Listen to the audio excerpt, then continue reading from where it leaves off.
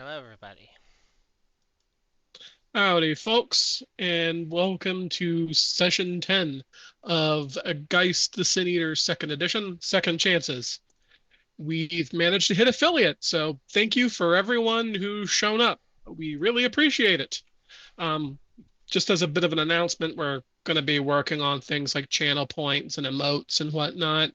Uh, Work kept things from happening last couple weeks, but that should be clearing up. So next time around, hopefully there'll be some more fun stuff for you guys to take use of. Oh my God, we're one follower away from 69. Alrighty. So today will be November 11th, 2023, a Tuesday. So let's go around the table and discuss how everyone has spent their last 3 days of downtime. Who wants to go first? I will. So, Alrighty. day one, Nathan decided that it was high time to get Chloe into the crew. So we jumped in Chloe and we ran a dumb supper to make sure that all of our ghosty friends were fed. We did invite the kid from the theater. Uh, Chloe was super eager to see more death magic. Oh, Holy crap! thank you. Thanks for the subscription, Void. This Our is the first one. we finally have a subscriber! Woo! Lloyd grabbing his founder's badge. Okay. Chloe was super eager to see more of the death magic that the crew can bring to bear and was super fascinated by the workings of Dumb Supper. So that went pretty well. Day two, I spent some time on the internet researching projector systems. Um, specifically the kind the theater has and how to work it. Um, oh, this is our first ad break. Uh, so apparently it's got an ancient model from the early 2000s, which is ancient now, and that's really sad. Um, because I remember the early 2000s really well. Um, so I now know how that works and how to run it. And day three, I decided to spend some time with Prom Queen. We've been getting close, and we've risen to a sympathetic relationship. She mostly wants to explore places that she remembers from her life when she was alive. And things have changed a lot since 1988, but she's interested in just about everything. So we had a good day. And that was Nathan. Uh, All right, who wants to go next? I'll happily go next. You go with that, Eve? Can you move your mic a little closer? My apologies. Um, so, um, first off, I helped with the jumping in Chloe, and I made it to the game for YMCA team. The players from the preparatory academy were hanging around again, whispering my name, talking about me. I'm sure they're talking shit. Don't worry, I'll wreck them too.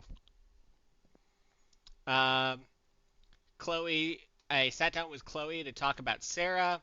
Obviously, she's a little upset that she can't hang out with Sarah like she can other ghosts now, but she does the best to take it in stride.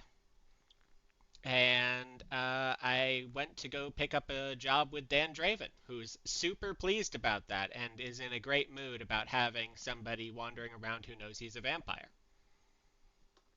He's, however, stuck trying to get what labor he can, so woo!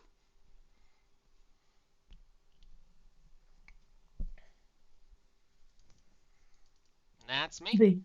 The Six Gun Saint is gracing our channel. Yep. Okay, what? Yeah, would you mind changing that to the dice channel? My apologies. Something happened. Something shrank on accident. My Hey, apologies. at least there's no audio problems. Don't jinx it. Knock on wood, y'all. Knock on wood. Ugh. Alrighty.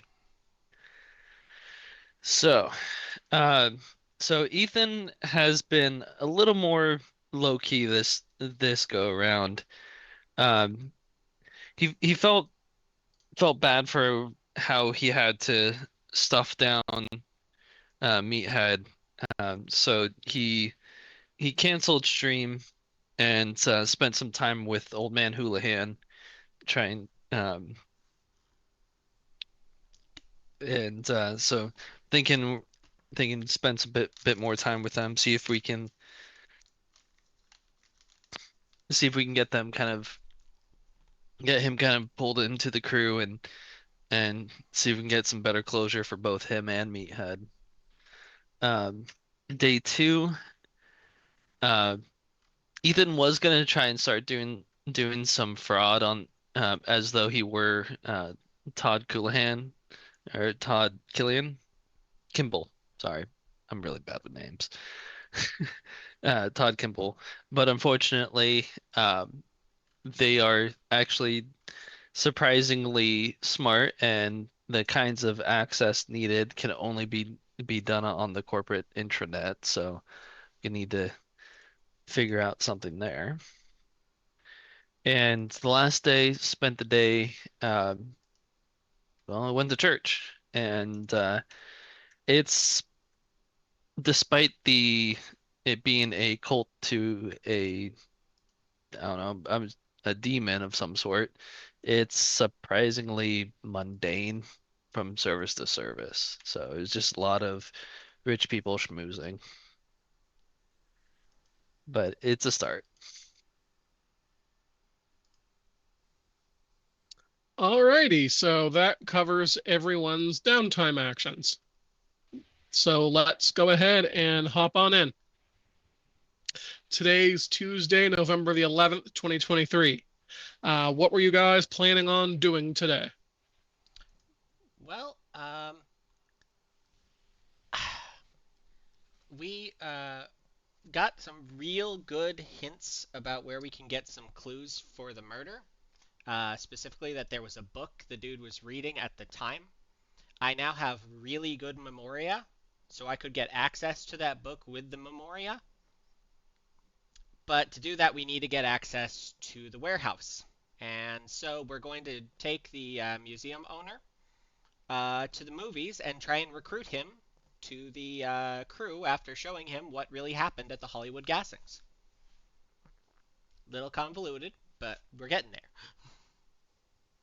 So we are going to be picking up the owner of the murder museum and using his connections to get access to the theater after close.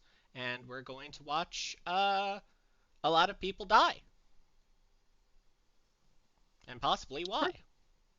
Hooray! Alrighty. So since you're talking about doing things after hours, that will probably mean in the evening after school, correct? Yep. All right, so what are you guys spending your afternoons doing before you meet up? Uh, Nathan is chilling with Prom Queen. I'm going to be doing my assistant coach bit for the team. That should take me most of the afternoon. All right, and Ethan? You're muted. Okay. I'm thinking I'm going to spend more time with Old Man Houlihan, actually. Trying to try and see if I can get some headway in getting him to hang out with us. Alrighty. So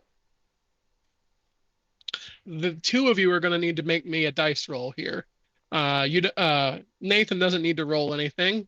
Prom Queen is perfectly willing to hang out with you at the moment. Uh, Ty, since you're doing your coaching thing, I'm going to need you to make a roll. Let's say Wits plus athletics plus hockey? I was going to say intelligence, but wits works too. Yeah. All right.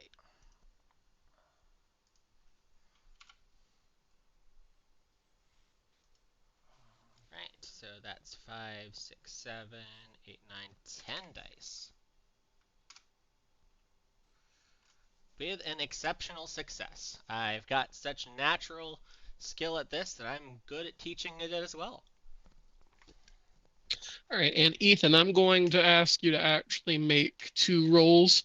I'm going to need a social roll for what you're doing with Old Man Houlihan, and I'm also going to ask you to roll your relationship dice pool. What's your synergy currently? Uh, Hold on a sec.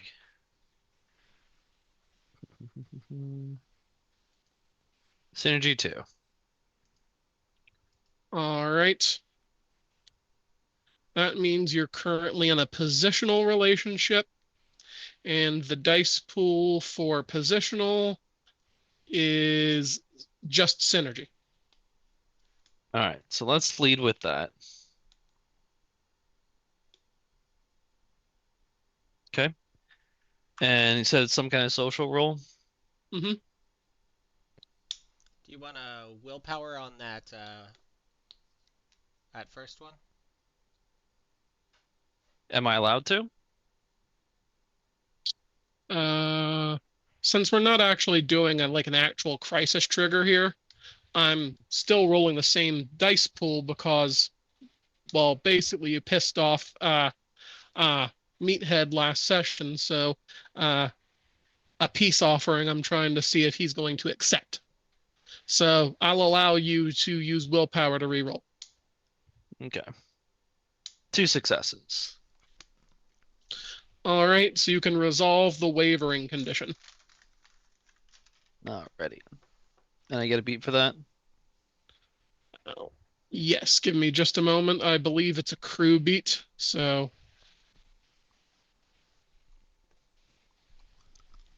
I think it's a synergy beat. oh, yeah, you're right. It's a synergy beat. Resolution. Make a significant physical or material sacrifice when following your Geist's remembrance. Resolving this condition grants a synergy beat. Okay.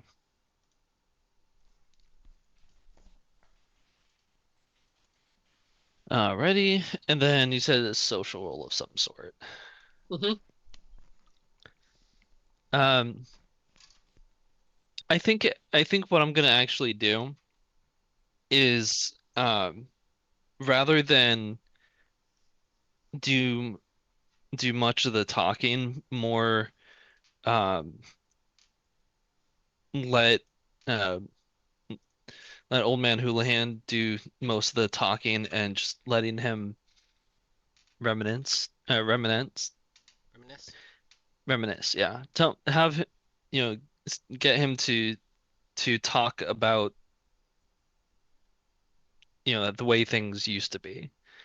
So I was thinking more so maybe composure plus empathy.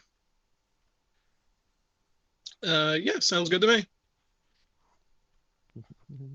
Three.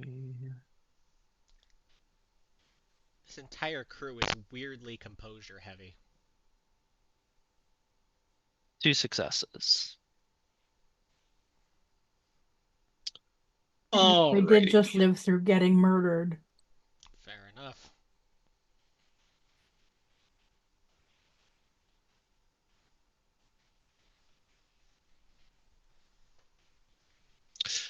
Alrighty. So, going down the line. Ty spends the afternoon doing the assistant coaching thing alongside Coach Kurt. Uh, the JV team is actually fairly shaken up. Um, you found out that you over the past couple weeks working with the coach that the JV team has been cut by about a third by people leaving out of fear. Uh, People have attempted to let everyone know that there doesn't appear to be any sort of link between being a student at Whispering Peaks High and being targeted by the exhibition killer, but with only two known incidents, and one, the first one featuring the entire class, it's hard to get through. You notice during your coaching session that one of the newer kids, Lee Win, he's a sophomore, as looked really incredibly ashamed of himself when the coach was talking about the folks who left. You get an inkling that he is really thinking about quitting the team as well. Um, on the way out the door, I take some time, put an arm over his shoulder, and try to be as reassuring as I can. See if I can't try and keep everybody, moving forward.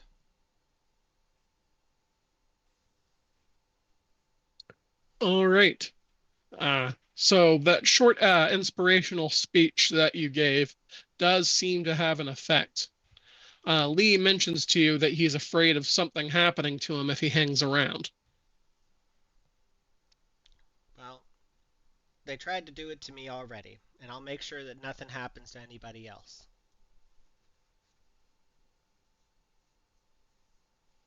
Good enough. I'm not going to make you roll again. Alrighty. Back to Ethan then. Ethan. Old Man Houlihan is cleaning up the gym after close. This place used to be 24 hours, but there simply isn't enough folks to work around here for that. He talks to you a little bit about his son before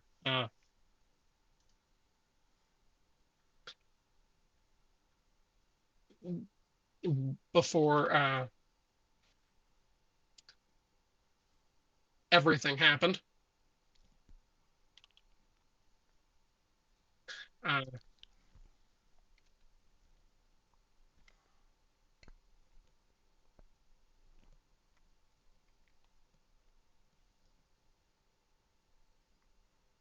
I cannot spell. I know the feeling. There's a reason why I copy and paste everything. So, And by the way, Yeah, Void, you miss 100% of the shots you don't take.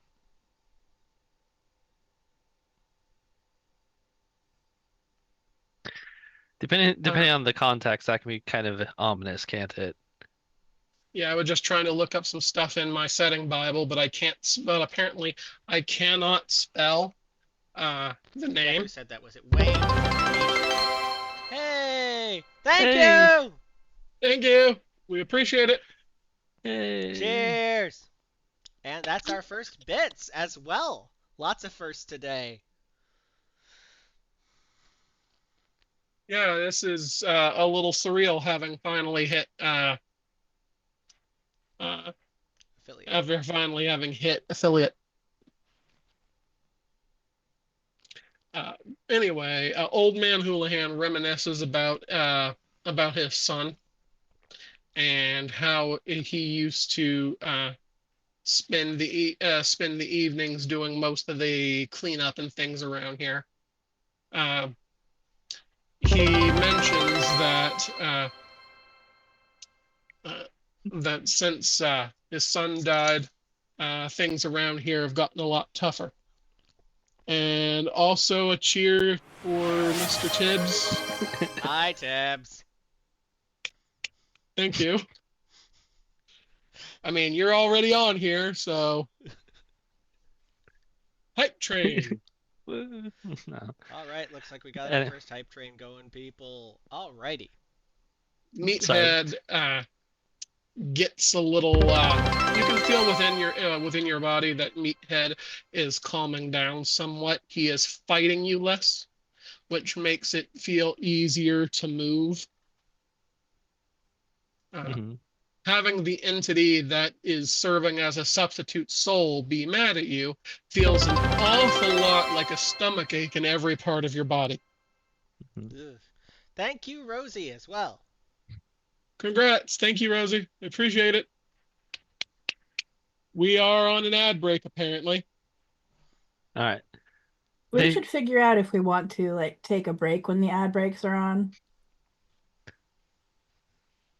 uh that seems pretty frequent. We should see what we can do about that. Yeah. We should probably also reduce the frequency of the ad breaks. Yeah. We do apologize for that. Anyways, while you were gone, huge things happened. Um, all So, right. all right. So you were saying the it doesn't feel very good having my, other half of my soul upset at me. Yeah, it's not exactly a pleasant experience, but you can feel him calm down as you spend some time with his father. Okay. Do I learn anything new or anything like that with about him? Not especially.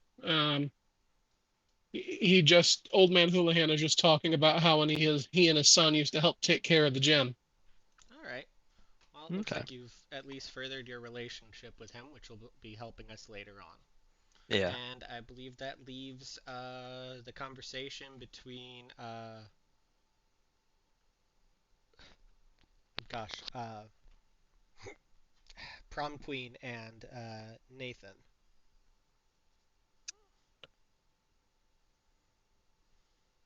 While prom queen goes through the contents of your room, uh, prom queen just outright asks why you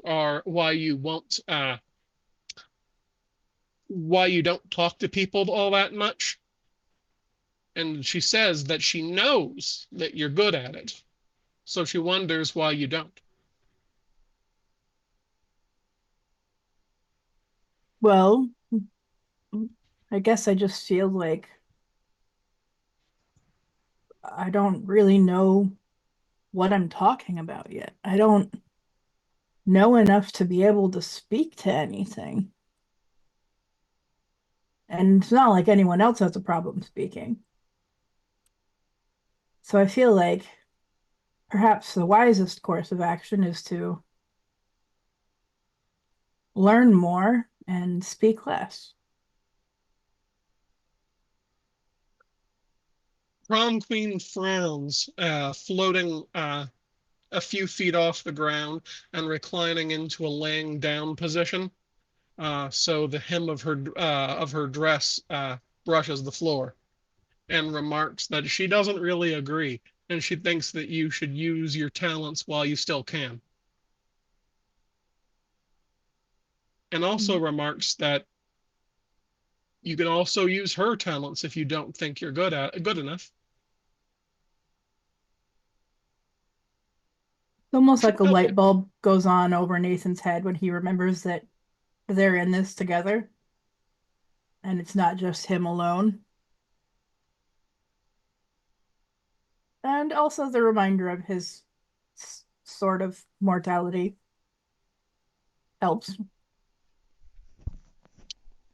well, one reminder is that this is out of character, but while a lot of the supernatural types in Chronicles of Darkness get some sort of anti-aging or age-arresting abilities, uh, Sin Eaters are not so lucky. You get to come back from the dead in a number of times, but Sin Eaters are still mortal and don't age at a slower rate. Eventually, you'll die of natural causes, something that the Geist cannot bring you back from. You mean I'm not going to be stuck a pimply faced teenager in the middle of puberty for the rest of forever? No, that's vampires. Okay. Hey, doesn't sound like hell. Yeah, werewolves age slower. Changelings can live a 150, 200 years, depending on how high their weird is. Uh, but Humans can uh, disconnect from the flow of time. but sin eaters are perfectly mortal, except for the fact that you have a ghost that will yoink you back from death should you get shot or fall off a cliff. We're gonna die of natural causes or nothing, baby.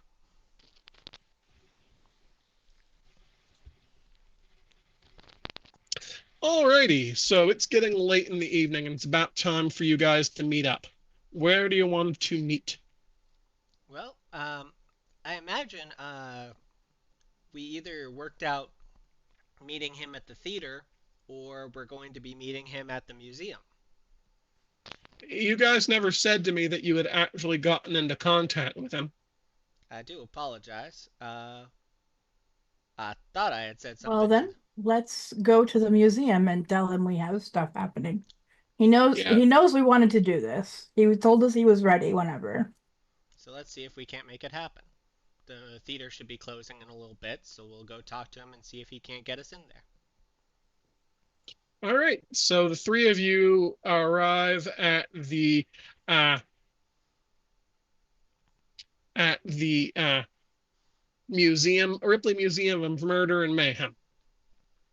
You're outside. You've passed by the pothole ghost, who gives you a brief wave as you walk by, and you are at the threshold. Um, the museum is technically closing in about 5 minutes, but they're not closed yet. I head up to the front and ask Mrs. Ripley if we can talk to Mr. Ripley. The receptionist, Yes. the old lady at the reception desk, Miss Holloway, Mhm. mentions to you that Mr. Ripley is in his office, but she seems kind of dubious as to why a handful of high schoolers would need to talk to him 5 minutes before close. She gives you a stern, owlish look going between the three of you.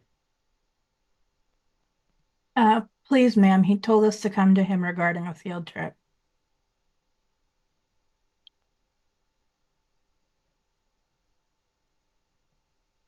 Can we hydrate for Rose even if we don't have the command yet? Everybody, hydrate.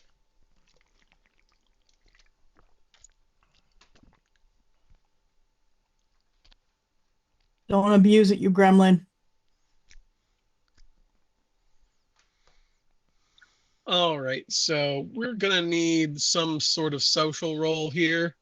Uh, let's say presence plus persuasion.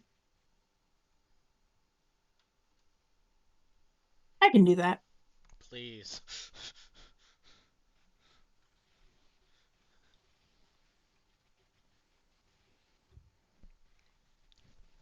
I've got a 1 die on that one.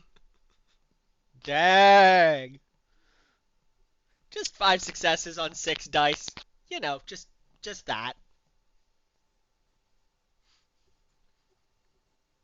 Miss Holloway shrugs and tells you she'll buzz you up, and that Mr. Ripley's office is on the third floor. We make our way there. This is a perfect. Nathan stops and says, "Thank you, ma'am." Thank you, ma'am. All right, as you head past the various exhibits of the museum, the one thing that the three of you really notice is that while there is oh, hey, thanks Void for gifting Rose a sub. Thank you. That's really cool of you. Gift subs. The main thing that you notice as you head up to the third floor is that this place doesn't seem to be especially haunted. There are a few ghosts here and there who seem to be checking out the exhibits out of boredom, but they don't appear to be bound to the museum. I love it. They found one of the two unhaunted places in the city to set up. The other, of course, being out in the middle of a lake that I've already uh, set up on.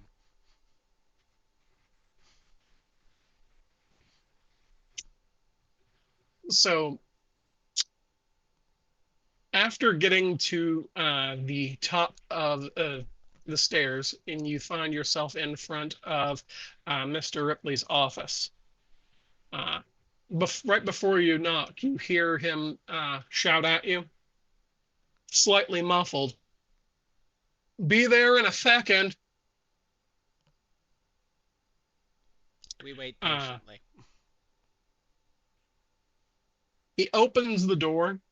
He's wearing a cheap costume vampire cape and holding some damp fangs in his left hand. He puts them down on his desk as he ushers the three of you inside. "Sorry," he said, "I was just in the middle of doing some shooting for the next movie that I'm presenting next month." I do apologize. We didn't mean to interrupt. We were here to talk about the movies, though. His eyes light up as he takes off his cane and cape and puts it on the coat rack in the corner. The office in front of you looks more or less like what you would have pictured. It's stuffed from end to end with various history books.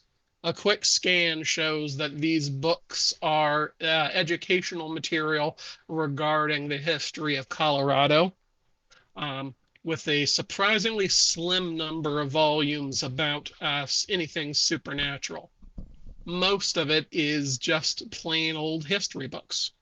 Behind his desk, he has a green screen set up, which he hurriedly puts away. Uh, and he turns the camera off.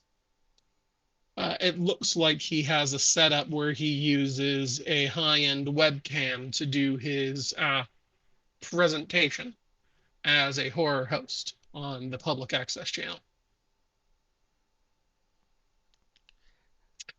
I wasn't aware that vampires wore dentures. I'll have to put this in my book. He laughs and says, "Well, the whole thing's mostly just a hobby." He says, "Frederick Ripley is a shortish, pudgy, balding man, mid 40s, uh, chronically in a polo shirt and khakis. He looks like a teacher." Woo! Thank you, Rosie. "Oh, wow, 20 bits. Thank you. Really appreciate it." Really Uh, appreciate you, Rosie. so he smiles at each of you in turn and says, uh, "The last time I saw you three, weren't we talking about seeing something at the Old Town Theater?" Indeed.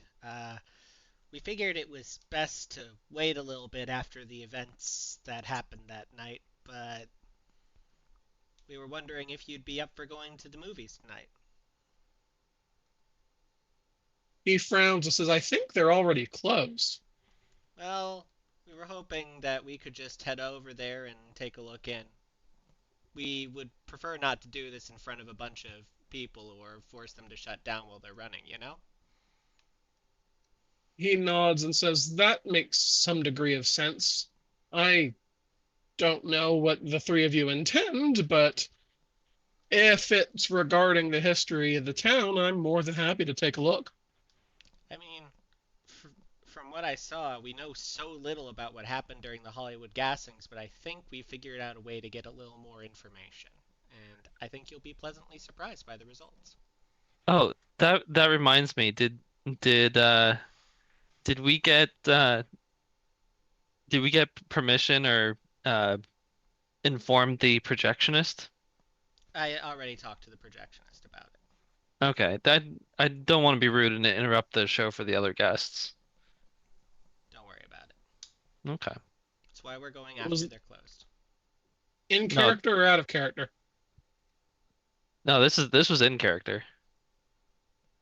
No, no, the other guests. They do remember they do nightly shows after the show after the play stops. We'll get Or, we've already taken care of that. Don't worry. okay, okay, good. Anyways, We should probably get going. We don't want to be too early. All right. Mr. Ripley seems a little confused, but doesn't ask you any additional questions.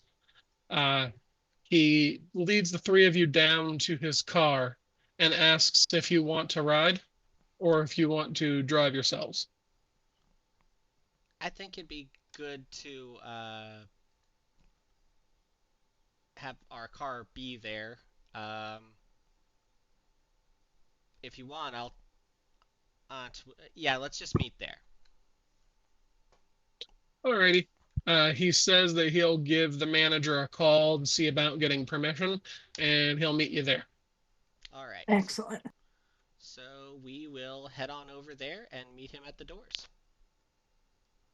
Alrighty. So it's about 8:30 p.m.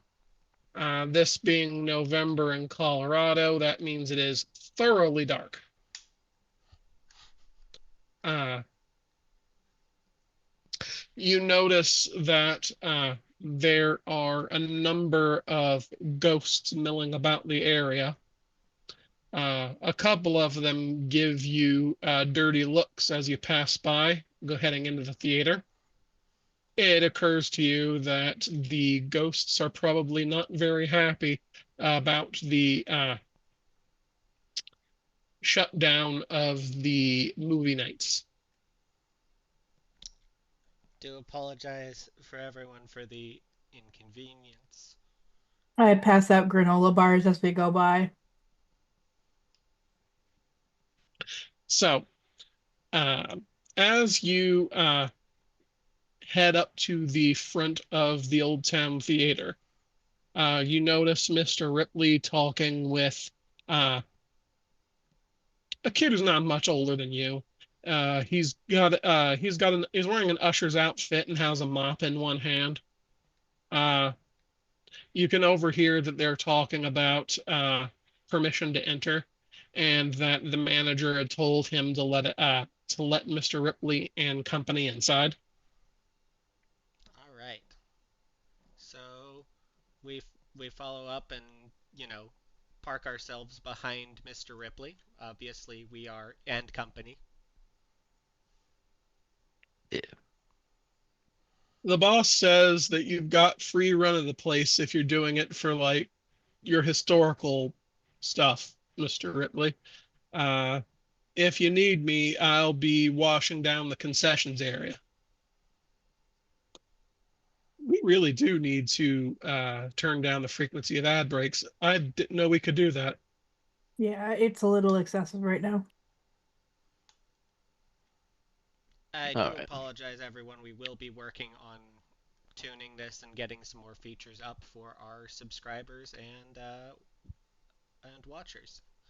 Thank you all for your patience while we're moving in on this.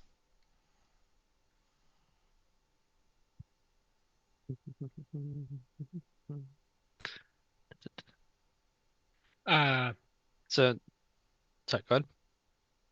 I was going to just ask, can the folks hear us while these ad breaks are going on? Because if so, we can continue. If not, I They don't want to cannot, screw them. as the only people that can are subscribers.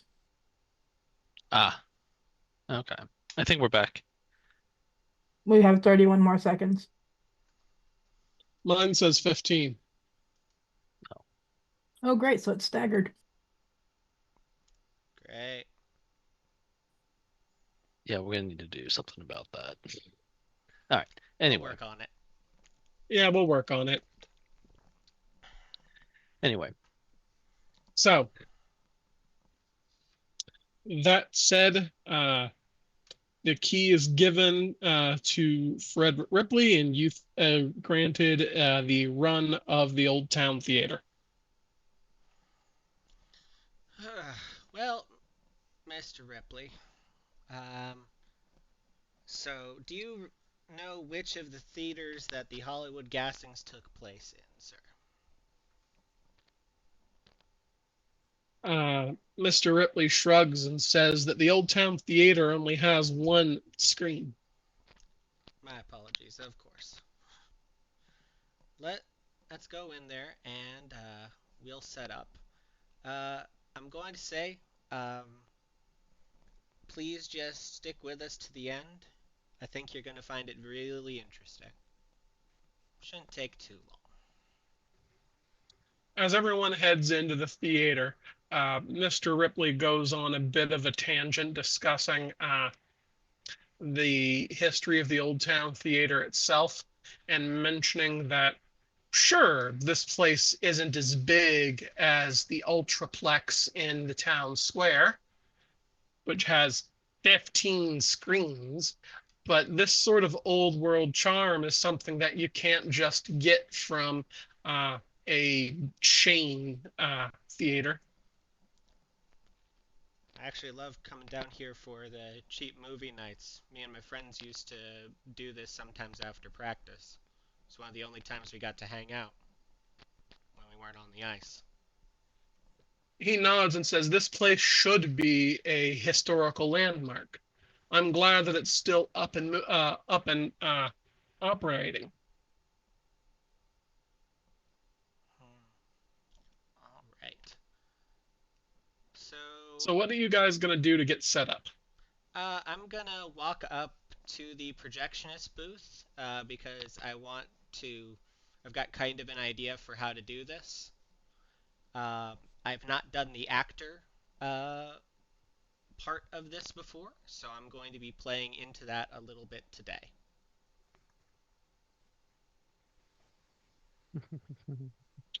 Alrighty, so you're heading up to the projection booth then? Yep, and saying my respects to the projectionist. I'm going to stay with Mr. Ripley and make sure he doesn't sit in any chairs that are already occupied. I'm uh, I'm going to look over to our guest. All right, this is going to be a bit of an experience for you, but I promise you, we've done this before for the most part. So don't freak out. And as Ty is talking to the projectionist and getting set up on his end, I'm gonna get set up on my end, and I'm gonna activate the boneyard. All right. I nod to the projectionist and walk over to the actual, projector. And I'm going to activate the Memoria at rank 5, setting myself on the actor condition. Alrighty. So to help the folks at home playing along, rank 5 of the Memoria is called Breaking the Cycle. Uh, it allows the Sin Eaters to, first off, using the previous rank, give up to 5 targets the actor condition so they can not just watch the memory play out, but also participate. But with breaking the cycle, you can add additional effects to the actor condition that allow the people involved to go off script with a reflexive resolve plus synergy roll,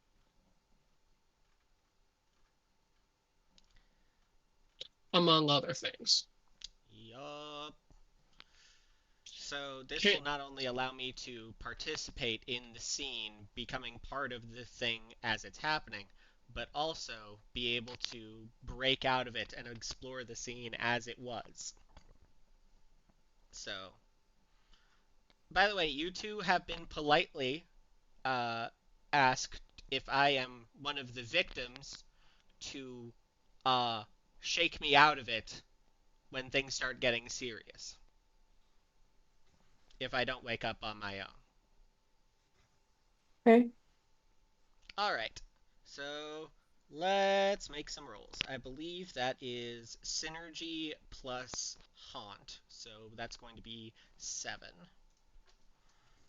Yep, synergy plus haunt to activate the memoria. But first, didn't Ethan say he wanted to activate the boneyard? So let's do the boneyard first. My apologies. All right, and I'm gonna be using the key of the pyre flame. So, duh, 5 successes on my roll for that. All right, what level are you going to be activating? 2. So eyes in the painting. Yeah, so I can move my I can spend plasm to move my perception around. All right, and how much plasma are you going to spend on the activation? You can spend up to 3. I'll do 3, yeah. A large house or building.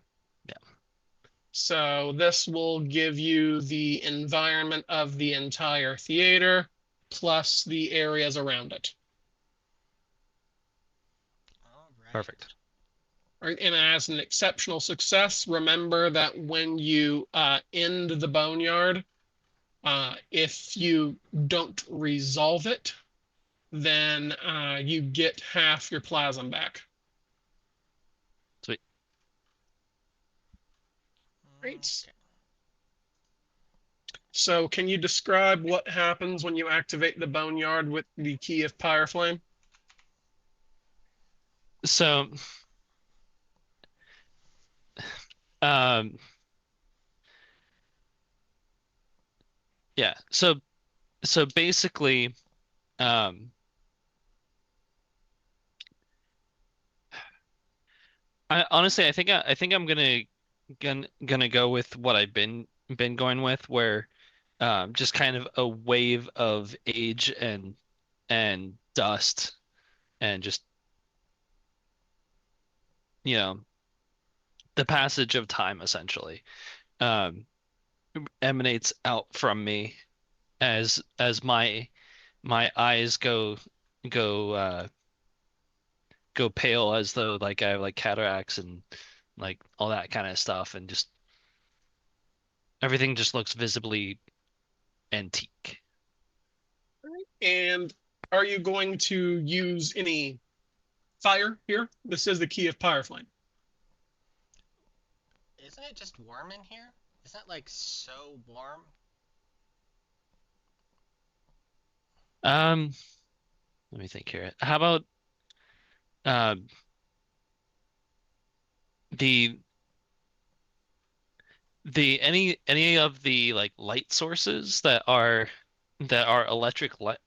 electric have been seem to be uh it seems like they almost break and in their place it looks like it is their gas lamps instead.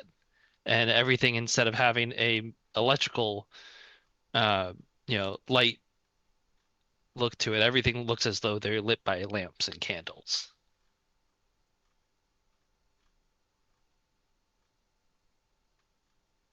Mr. Ripley had sat down in one of the theater chairs, uh, muttering loudly about how he doesn't understand why this much fanfare is needed to watch a film.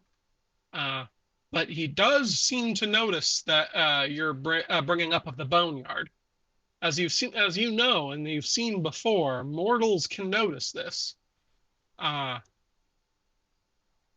but he doesn't appear to be especially observant and simply looks around in befuddlement as he sees the wave of dust and age pass over everything. Meanwhile, up All in the right. projectionist booth, All I right, take Kai, and just booth. I turn the key of sickness and attempt to open this. All right. That's an exceptional success.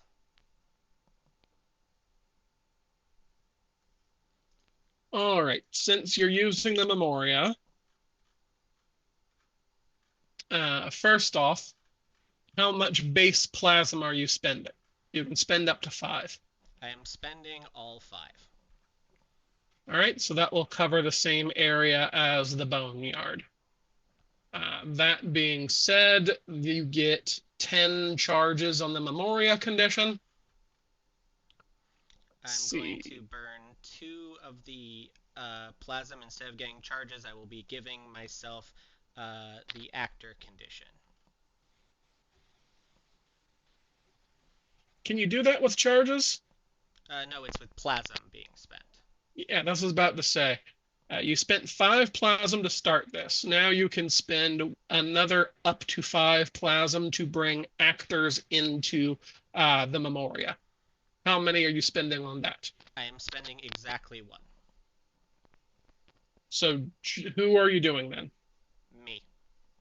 Just you? I wouldn't risk anyone else's health or safety before my own.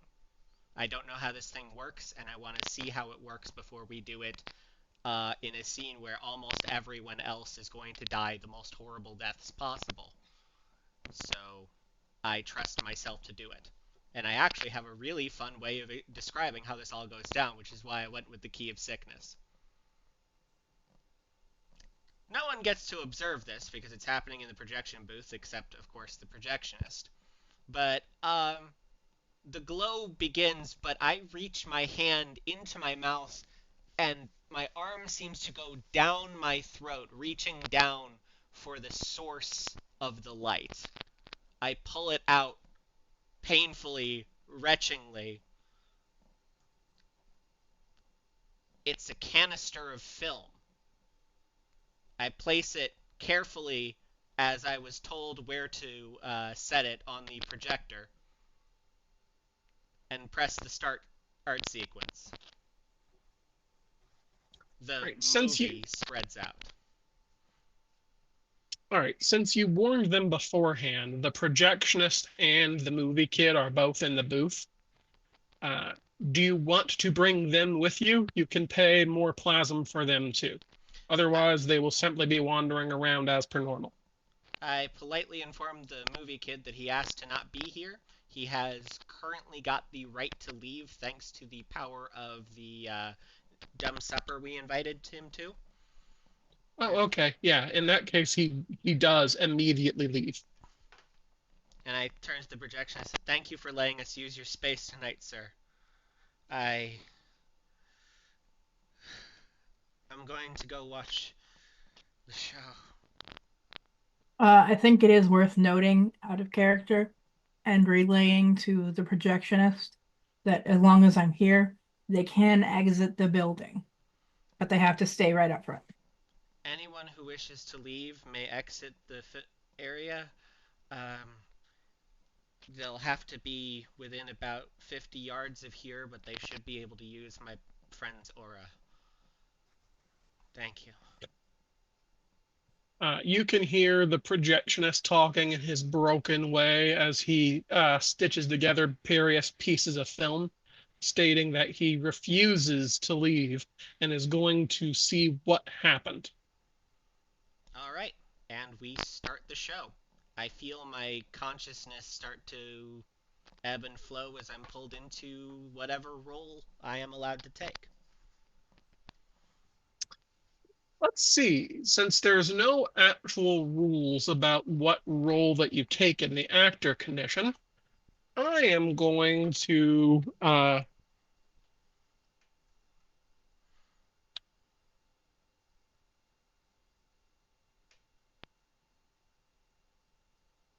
have a fun idea for you. All right.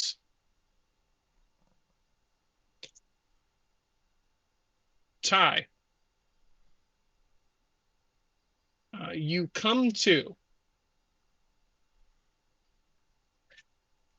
the memories of your life as Ty Kennison have faintly drifted away. You can remember something about hockey, something about the year 2023, but it's like a dream. What you know of right now is that your name is Conan Doyle, and you are here for the most important night of your life. It's 1932. A film festival has come to town. This is a big deal. Normally, this sort of thing goes for Aspen or one of the other towns, maybe even Denver. But they're here in Whispering Peaks, and that is an opportunity.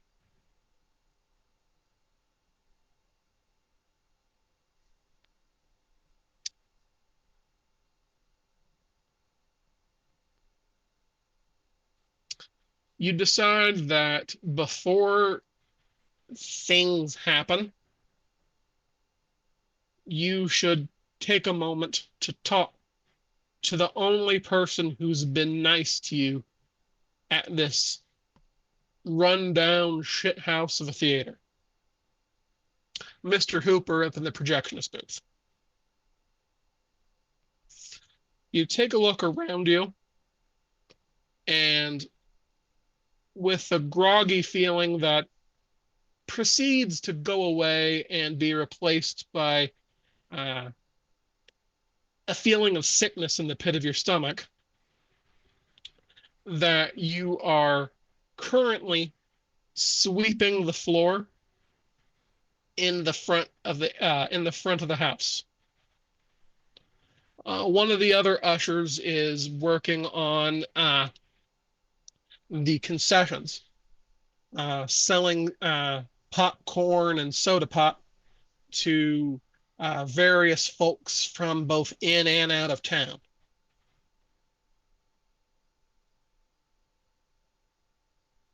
Uh, you you look around and note that the manager isn't looking at you. Uh, he's talking with his wife. They're discussing whether or not it's a good idea to start a family soon.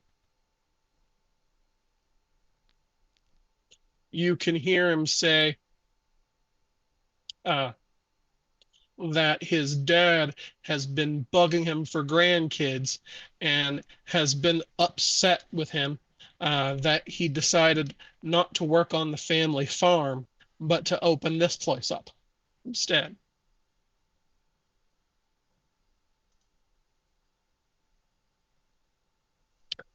Ambrose Kimball Sr.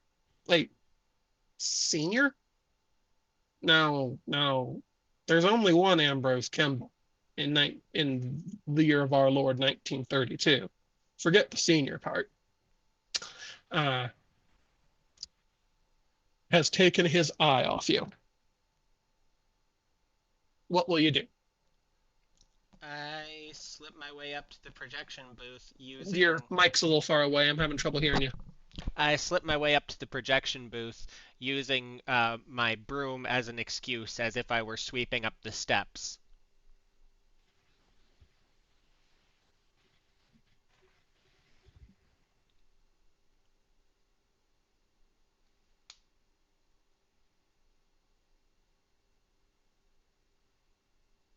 All right. Ambrose never cared about anybody who made less than a few $100s a day. He's not going to notice me.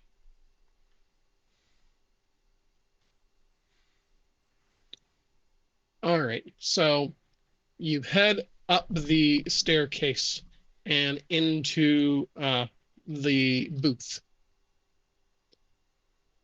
Here's Mr. Hooper, the projectionist. That sounds weird. The projectionist? No, it's just a job title. Uh, he's a youngish man, a little older than you, early 30s, well combed hair, a newsboy cap that is not regulation, and that Mr. Kimball would go bonkers over if he saw over his hair, and a well groomed little mustache and goatee.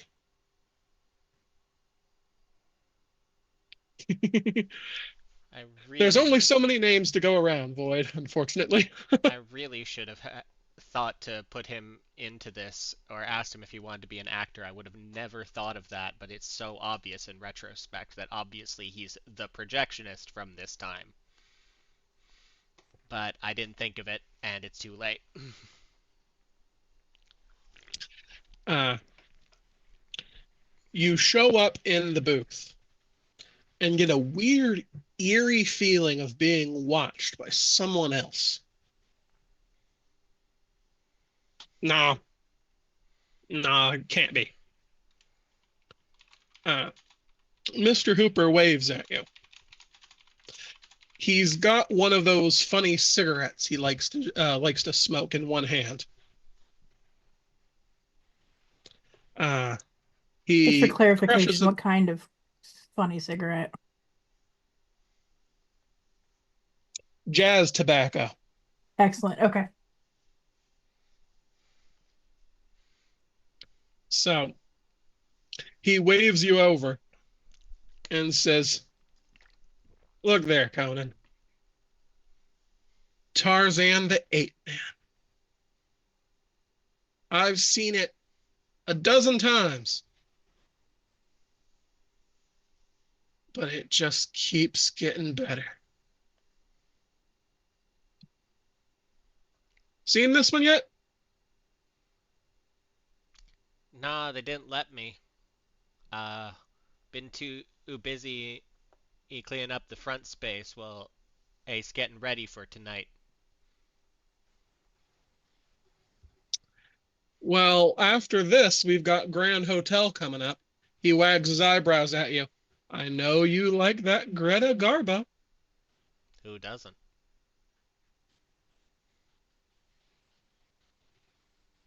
So, what can I do you for, kid? As a person who's following the script here outside of character, I have genuinely no idea what this man is doing. I That's open true. my mouth and let the plot come out. Because I haven't broken character yet.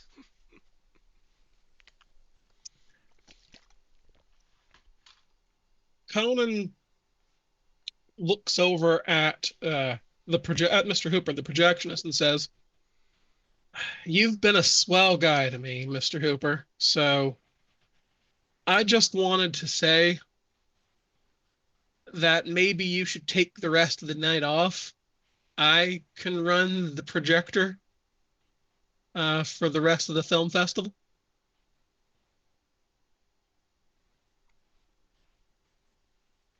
Mr. Hooper looks at you as if you've grown another head and says, "No way. I wouldn't miss this for the world, kid. I don't know what you're talking about."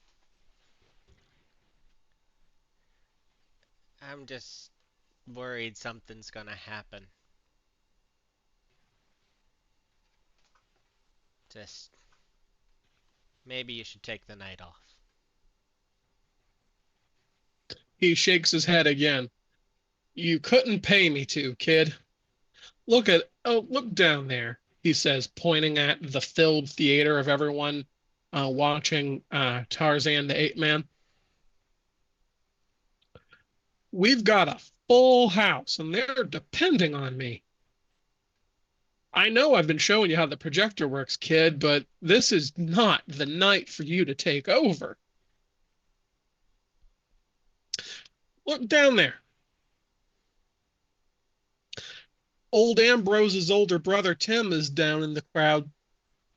The sheriff. He's taken the night off to watch the movies. That's because so many bigwigs from out of town are coming around. Mr. Cotton's down there too. Yep. At the mention of Timothy Kimball, you can feel the bile rising in your throat. I'm so glad they're here tonight.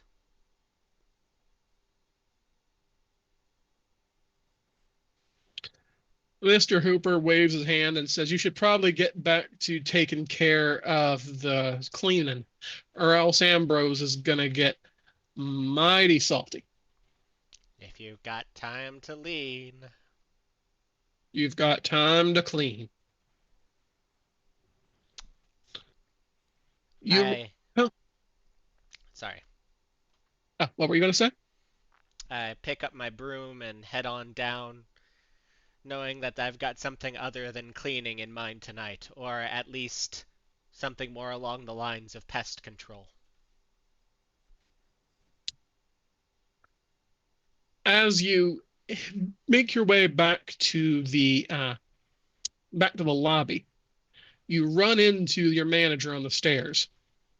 Ambrose Kimball gives you a filthy look.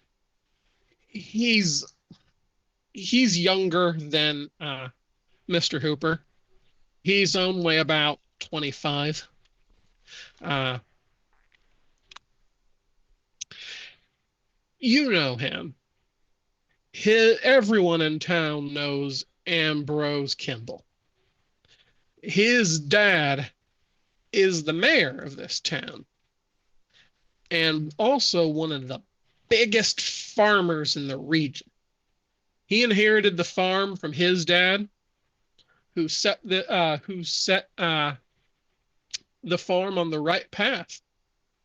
If it wasn't for the Kimballs, there probably wouldn't be a Whispering Peaks. They are the economy in this town.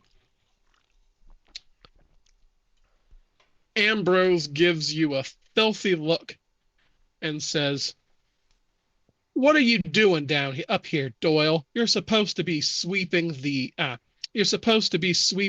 lobby." Just wanted to make sure the whole theater was nice and shiny for all the out-of-town guests. We had a lot of foot traffic through here. Didn't want it to look bad.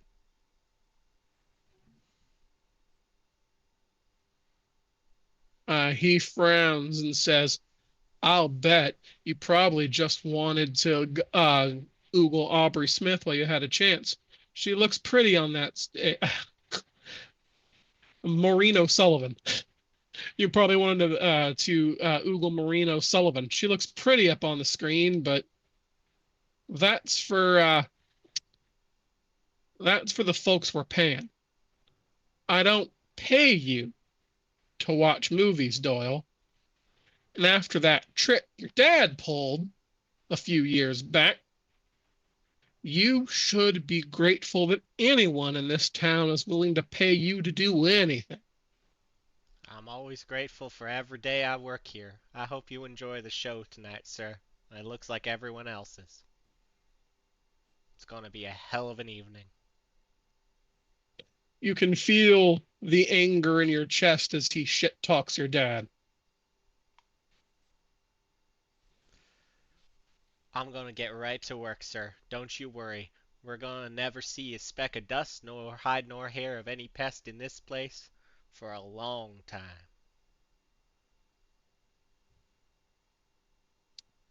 Conan, it's time to get to work. You need to head down to the storage room across the street. I'll let my boots do the walking, 'cause I know exactly where I'm going.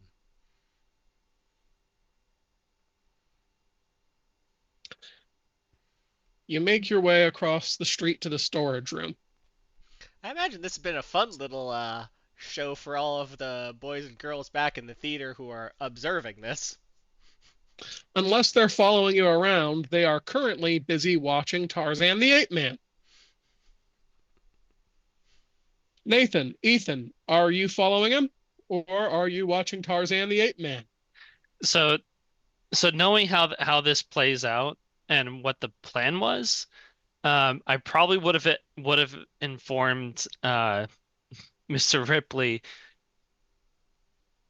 to basically uh stay with uh with Ty. Sorry, but out of character. I thought this was a movie that came out of your eyeballs. No, I vomited the light into the projector. So the projector is actually projecting the world out onto it. I did a whole little description and scene. I just haven't been. I just did it a different way because I didn't turn the key of silence and I wanted to participate tonight. Okay, so if we stay here, we're just seeing gas. Uh, you guys currently are seeing a room full of ghostly people from the 1920s, From 30s. 1932. from 1932 walking around or sitting watching the movie. And of course, Tarzan the Ape Man on there. You guys have possibly heard these conversations. Okay, so I am much less stupid in character than I am out of character. So I would have ushered Mr. Ripley along to follow Ty. I imagine he's having a heck of a time right now because he did just see a bunch of ghostly humans pop up out of nowhere to watch a film that hasn't been here for I am doing my best to a keep him hundred odd calm. years. That's a good point. Let's have Mr. Ripley roll. Uh, let's see. I think composure plus.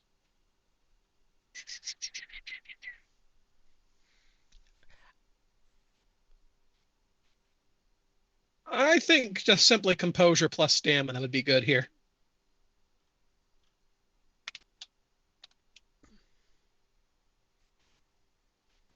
Okay, so Mr. Ripley has managed to keep his head. So, Ethan, Nathan, are you both with him, or or one of you staying in the theater, or what? I'm I would like a battle buddy. I don't care who it is. I think somebody should stay in the theater.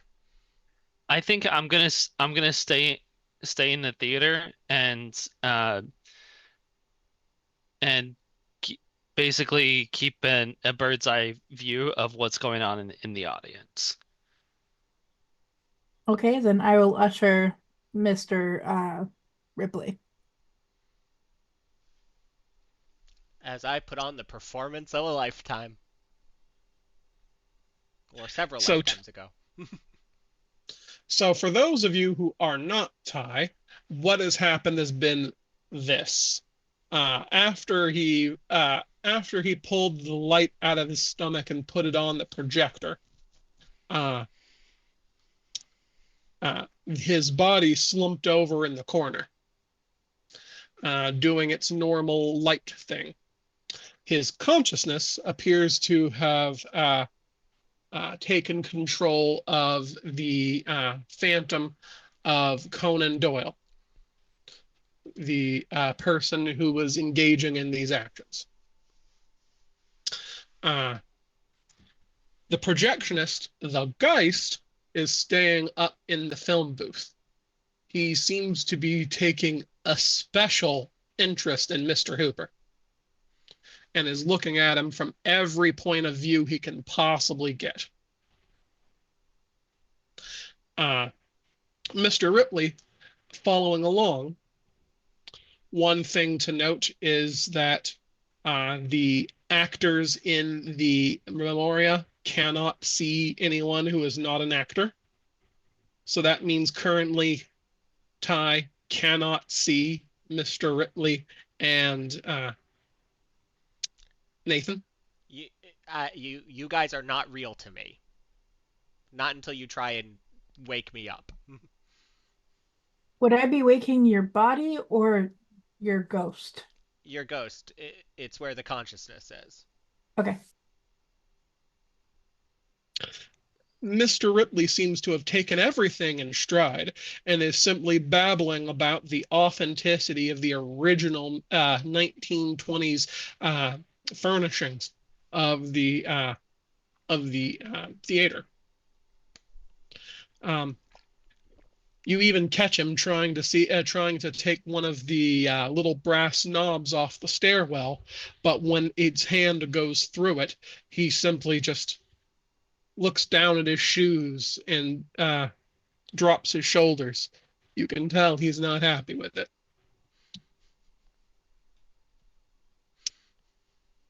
The Memoria extends out into the street and across the street, so you're able to shadow tie all the way over to the uh, all the way over to the storage room. Conan, you open the storage room with its big, shiny new boiler in pride of place. But you're not worried about the boiler just yet. You've got the last tank down here behind some of the boxes, along with your dress for this evening. No performance is complete without a change of costume. I pull on my mask and I get ready to finally deal with all of my problems. The gas mask feels good as you slide it on. So does the black cloak and hat that you don with it. The last tank of white damp is behind the uh, behind the uh, crates. You strap it to your back. White damp, the bane of miners. It puts you to sleep, and you never wake back up. Damn shame. I head back and start taking a quick walk around the exits, using the keys at my belt to lock them one at a time. You just think to yourself how proud your dad would be of you. This is what he would have He's wanted. he spent years of his life building that hotel, years building the systems behind it, the special shoots. But he only got 3 people before he got caught.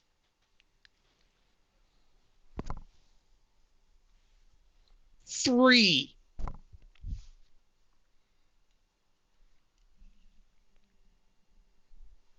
And yet they have the gall to call him a maniac.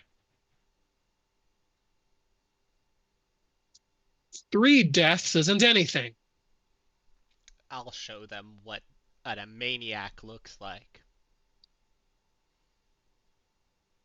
When your dad was teaching you how to strangle chickens, you used to do at least 3 a day before you moved on to puppies.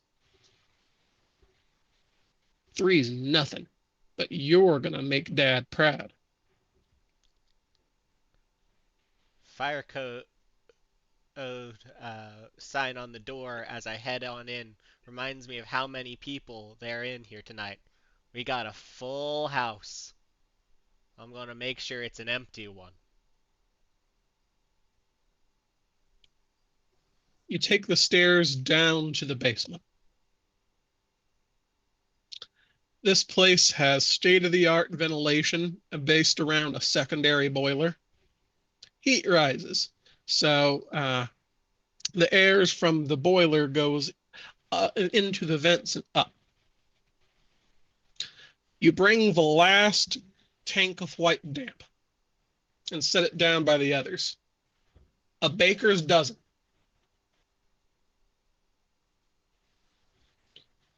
You take a few minutes to connect the tanks to the vents and to the smaller boiler in the basement. Dad always liked how handy I was with all these mechanicals. Wish he'd let me help him more back when he was building.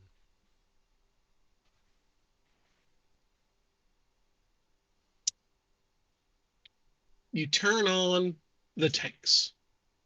You can hear the synchronized hiss of 13 tanks filling filling the vents with carbon monoxide.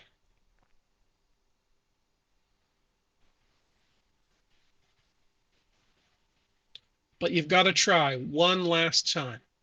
Mr. Hooper is the only person worth a damn in this entire town.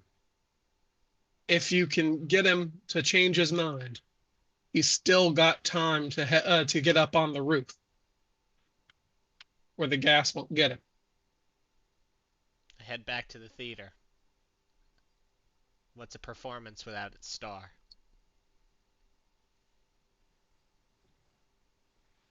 We chase along after.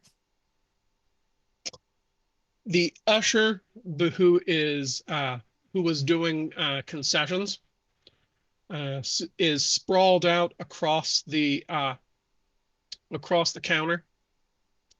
A few of the people getting the concessions are also on the ground. Others are coughing as they sink to their knees. None of them seems to really notice much as you make your way up the stairs. You head back into the projectionist booth, and you see that Mr. Hooper has both of his hands up around his nose and mouth as he coughs into them. His eyes look bloodshot as he looks at you. You know, from his point of view, you must look intimidating. A gas mask, a black cloak, a wide brimmed hat like a scarecrow. You can tell he doesn't recognize you. You've got to get out of here, Mr. Hooper. The show's over.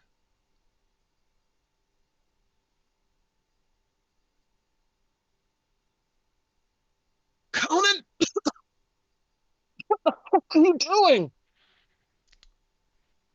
What I need to do. You need to get to the roof, Mr. Hooper.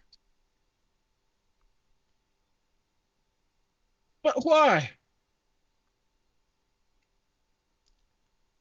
You should have seen what they did to my father.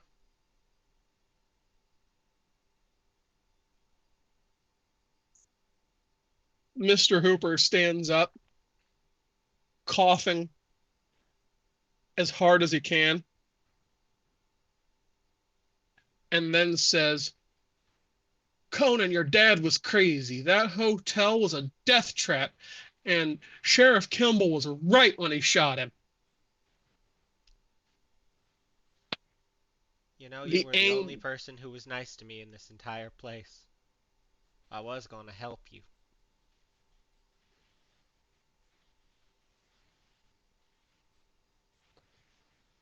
Mr. Hooper sinks down to his knees and then falls on his stomach on the floor.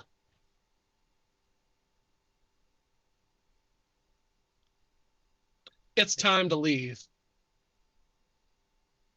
Uh, I shake the ghost.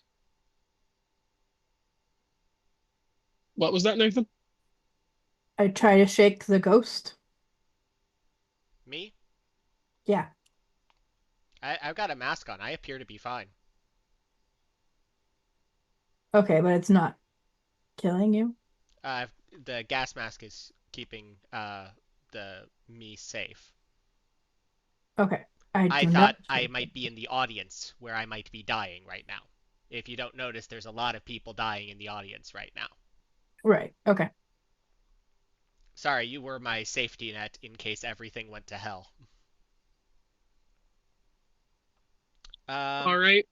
Roll resolve plus synergy. Nathan gave you a shake, so this might be waking you up. okay.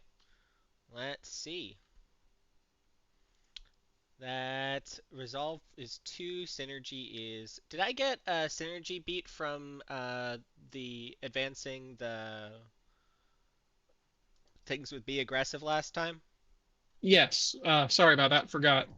My apologies. So that's 3, so a grand total of 5.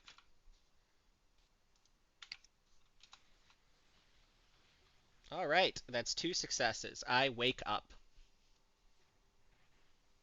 All right. Since you have the actor condition and you used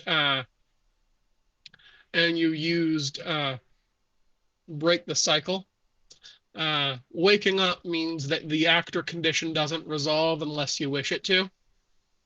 I Um, I do not wish it to. all right. Your memories come crashing back to you. Uh, you are fully awake in the phantom body of Conan Doyle, the Hollywood gasser. I head over to the window out of the projectionist booth and start counting the victims, looking to see who of those characters I recognize died here and who's starting to get away. All right. You notice that the sheriff, Timothy Kimball, is absolutely dead. Uh, Several other folks from town that you remember are dead too. You don't notice Ambrose Senior anywhere in the audience. Motherfucker was slick as horseshit. I turn around and no, I believe I'm also able to see reality now because I'm broken character to an extent. Is that true? Yeah, that's I true. You're no longer an actor. I turn and look at Mr. Ripley. My name is Conan Doyle. I was the son of. I assume I know that name from the memories still kicking around my skull. James Doyle. I am the son of James Doyle, who was murdered for setting up a murder hotel. He was executed by Tim Kimball, who he has achieved his vengeance on tonight alongside everyone else here. I hope you enjoyed the performance I was able to put on. Would you like to see where I was going from here? Or was this enough information? Uh, Fred Ripley just nods hurriedly. Yes, let's see how it ends. I'm going to assume that I am able to just kind of slip back into the following what the rest of the script was, because I feel like that makes sense. Is that a thing I'm allowed to do? I'm going to allow it because it makes sense to me. The book doesn't say one way or another.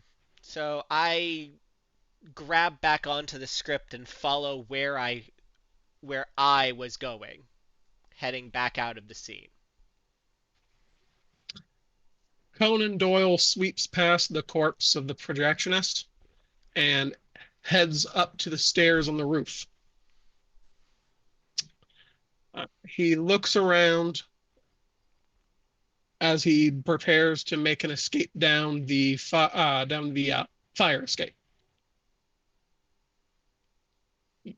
Conan notices with consternation that Ambrose Sr. appears to have made it outside before passing out.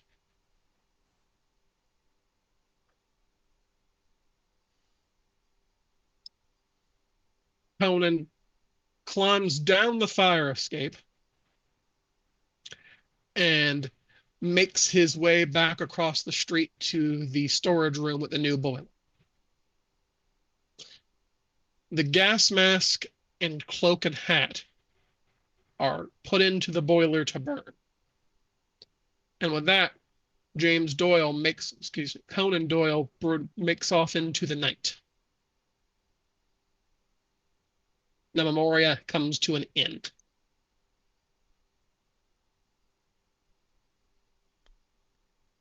I snap back into focus.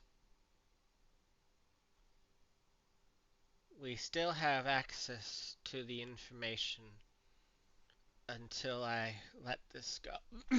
Sorry, this is a little rough on the stomach. Uh, so, I believe with my performance tonight, you should have learned a lot about what occurred that evening. And also, apparently, that Conan Doyle never died at this, despite apparently perishing in this boiler at the time.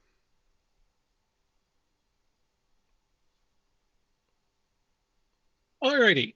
So how many charges left do you have on the Memoria? I believe that you actually haven't used any.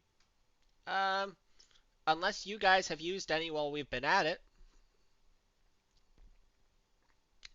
We have a full set of charges, so I'd like to start having used those now, since there was kind of a scene going on, and I imagine a lot of people didn't want to say, "Hey, in the middle of all this conversation, I'd like to roll dice at it." And for All once, I right. get to fucking talk. So Um, remember that the Memoria, you can use a charge to gain 8 again on an investigation roll, or to learn something from the memory that could be used as soft leverage in a social maneuver. all right. Well, Ambrose is alive, right? Like he's the head of the church now, if I remember correctly. Time to make one of those investigation rolls right now. All right, Roll me intelligence plus investigation. all right. Well, does anyone Actually, I have? th- Actually, I think it would be Ethan who would need to do this. But we need to do this right now because a lot of what's going to happen isn't going to make sense unless you do. All right, Ethan, would you be willing to make some smart rolls? Because you've got an intelligence, I imagine, of more than one. Yes. Can I do the what was it? Yeah, unfortunately, I don't have any thoughts in investigation, so Okay, so I actually have a better roll than that than you. I'm I gonna have guess. I have a dice pool of two. You should assist because this makes sense for you having talked to Ty about this. All right, I will. Or what about Nathan? Well, You're the only one who's actually met Ambrose Kimball. so we do Okay. need to assist you. Yeah, okay. Yeah. Okay, I am going to roll to assist. No, I mean he should roll to assist you. All right. Yeah, and Then that's why that I was didn't happen because, well, I would have assist dice, so that isn't real dice. So roll your two. oh, I was wondering if Nathan is going to assist. I'm also going to assist, yes. Okay.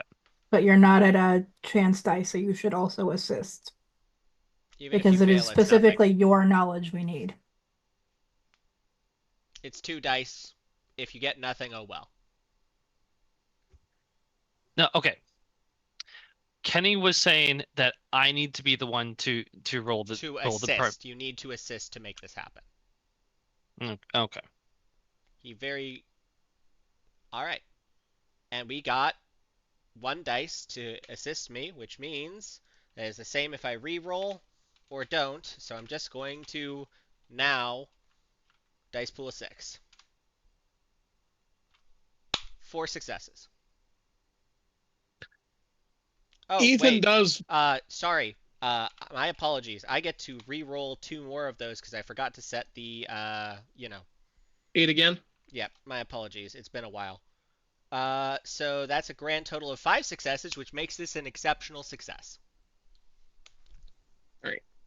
Ethan mentions to you recognizing the name uh, of Ambrose Kimball, but the face doesn't match.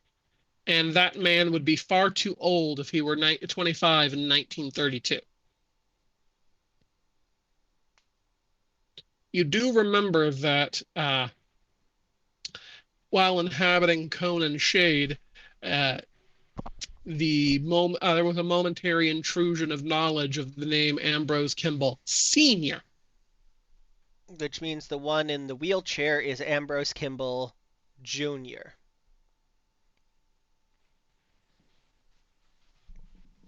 But he hadn't So had a that kid yet, so he had to have survived. So that's your first investigation there. Or is there anything else you want to investigate about the scene while you're here? Yes, but first, I would like to ask a very pressing question. Mhm. Were there any questions that Mr. Ripley had that he spoke out loud during the time? And also, Mr. Ripley is welcome to spend my charges freely. He's part of the audience as far as I'm concerned. I don't think he would have too much in the way of questions. You actually showed him how the gassings ended from end to end. All right. Well, then I'm going to investigate. Sorry, Tibbs, you go. Uh, was anybody helping him? All right, make a roll. Okay. Bu- bu- I'm trying to think of a how I can justify a role that I have a decent dice pool at.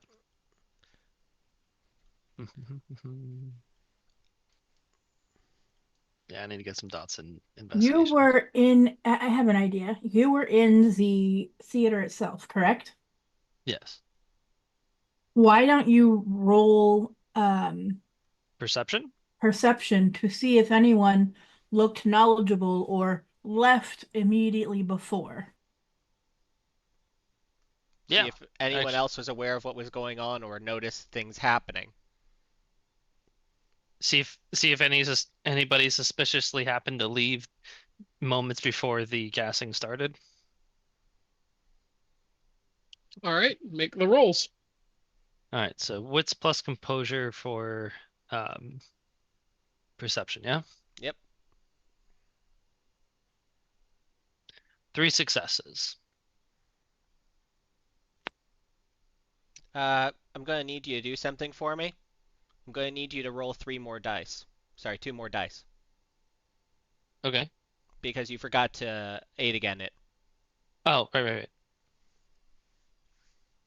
Three It's worth a successes. try. Yeah. Yeah, remember, you get 8 again with the charges on an Amoria. It's been a while, everyone. We're trying. Okay. Using the boneyard allowed you to get observe from any angle that you wanted to. Uh,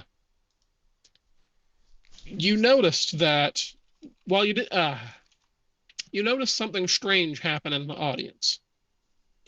No one seemed to leave with foreknowledge of what was going on. But you notice that a young woman with a broad brimmed black hat and a veil over her face suddenly decided for some reason that she needed to grab the amulet that she was wearing and hold it in her hands. Since you can observe from multiple angles, you notice that she appeared to be talking to it before standing up and heading out the back door exit about 30 seconds before the gas started. Well, since you're able to change your position, why don't you tell me what she said? Yeah, I think I'm going to uh zoom in on that actor, that player, That or moment? I'm that allowed to rewind and replay this until I run out of charges. If you need that moment, I can give it to you. yeah, let's go ahead and roll that back a bit. All right. So you want to see what she said? And also get a good look at the amulet. Yeah. That Right. that feels like an occult plus something. So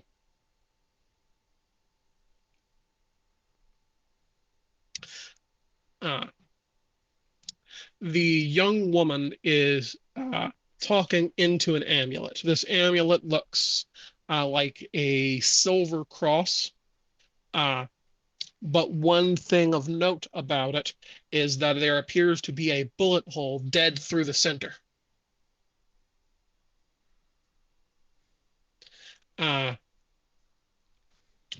You can hear a ghostly voice emanating from the amulet. Agnes, you've got to leave. I can sense something is wrong.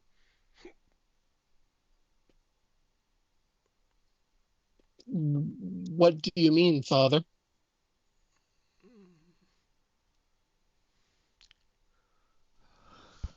I can sense there's something wrong with the air.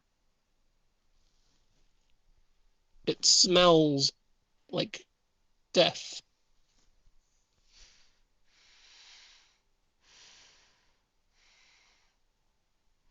Are you sure?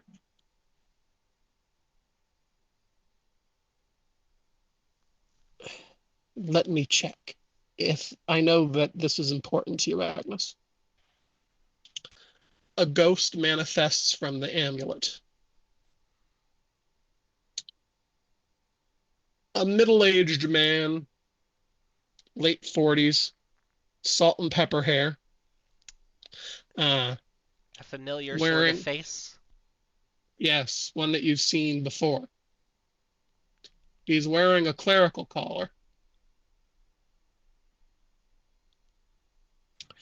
Uh, the ghost of the priest uh, flies up over the arena, over the crowd, and into the projection booth before coming back.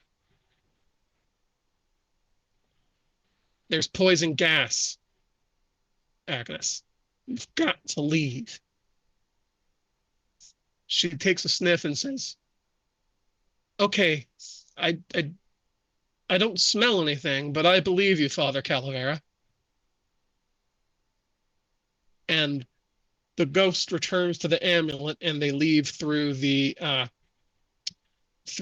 back door.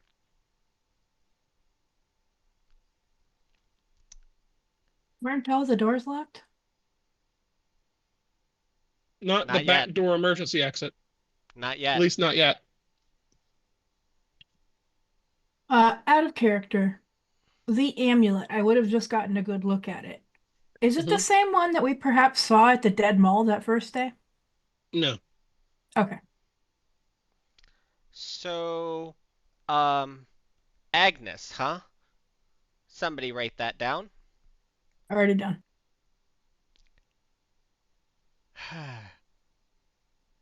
Last thing, very important to me. Um, I've got some containers of white damp here. I've got a lot of cases of watching people have this happen to them to observe. Does anyone have more than one dot in medicine? Then I am actually the expert. Wits plus medicine, Kenny. Are these people showing the same symptoms that we had on the bus? All right, make your roll and remember 8 again this time. Yep, I've actually got it set. Whew.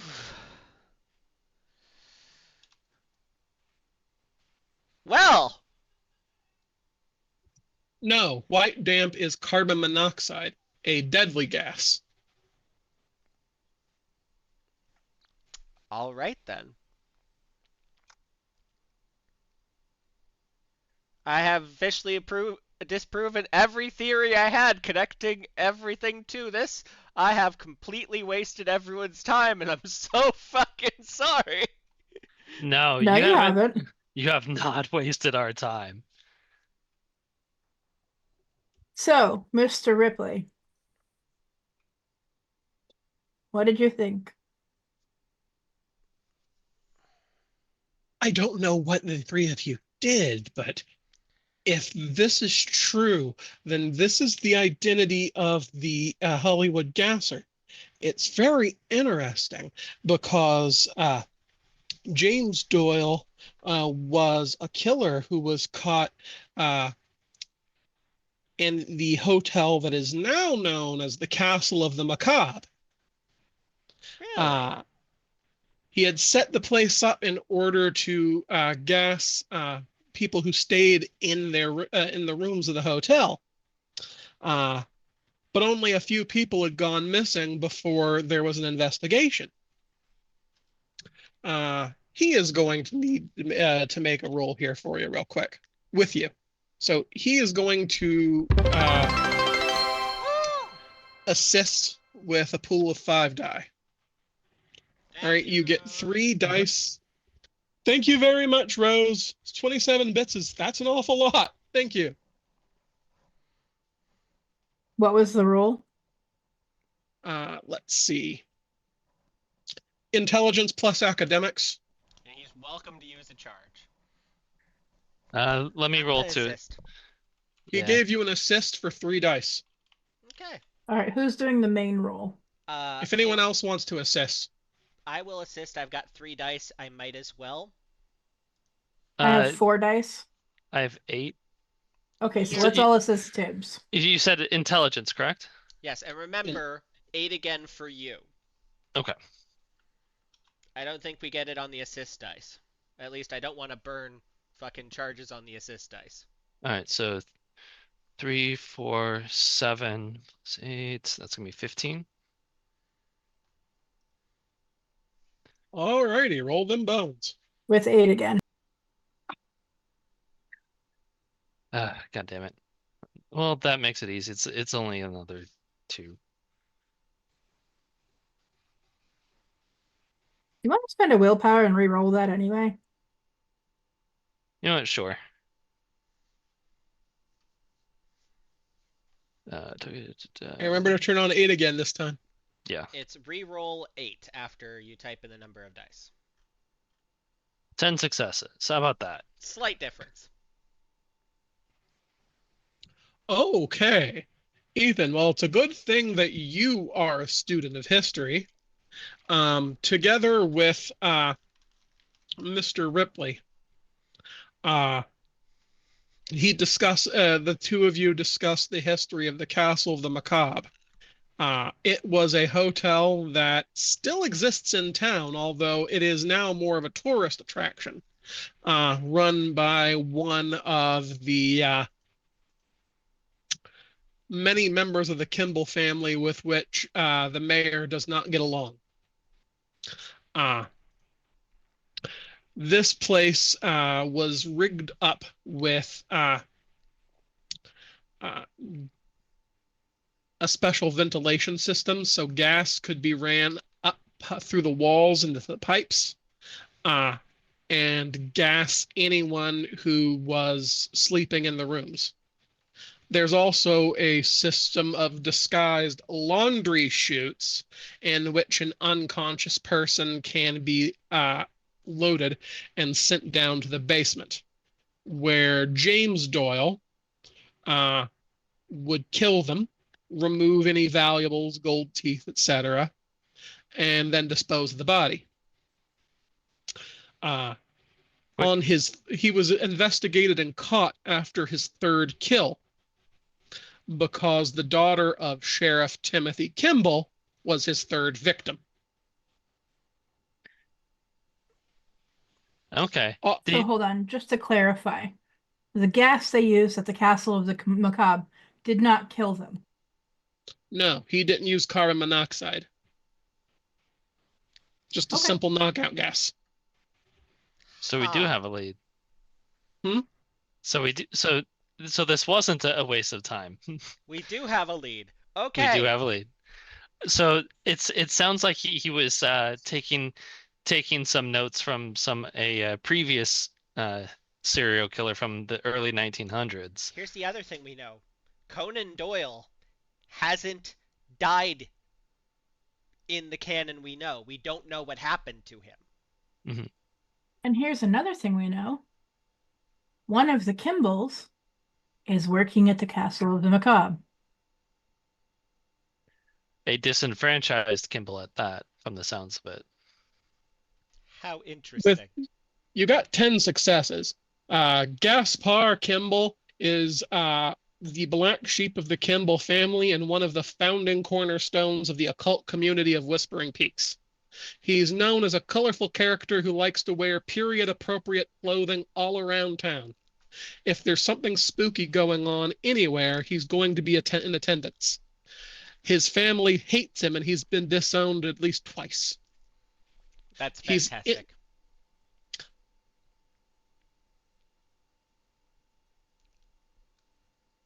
Okay. Um, sorry, go ahead. he's about the same age as Graham. Graham Kimball is, let's see, 62, while Gaspar is 68.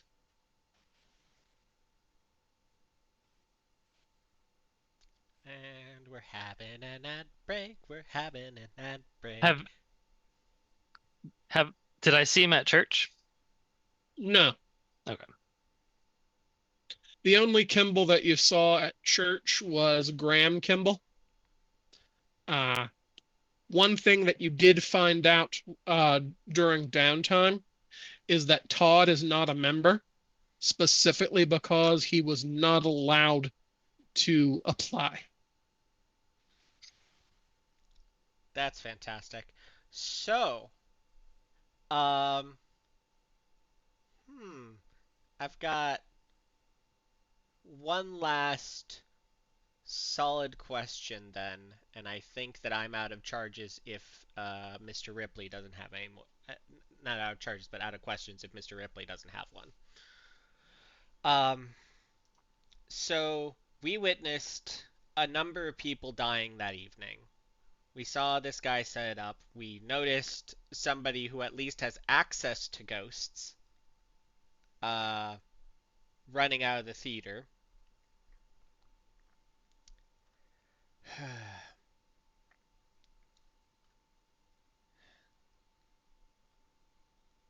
Actually, you know what?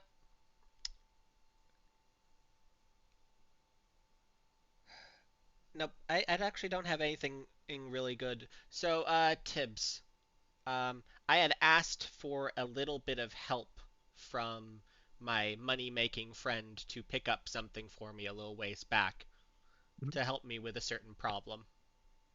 And I asked you to bring a surgical scalpel with you tonight. Could you please poke me in the chest with that? I I do so. There are a few ways to forcibly resolve the memoria. You Okay. can, and one of them is making contact with the bane of the Geist who started it. Is this a good idea?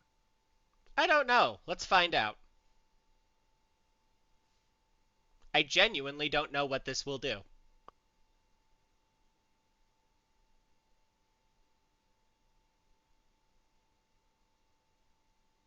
Right, you want to forcibly resolve the actor condition? No, well, the actor condition and the memoria condition all at once if Mr. Ripley and the others don't have any more questions.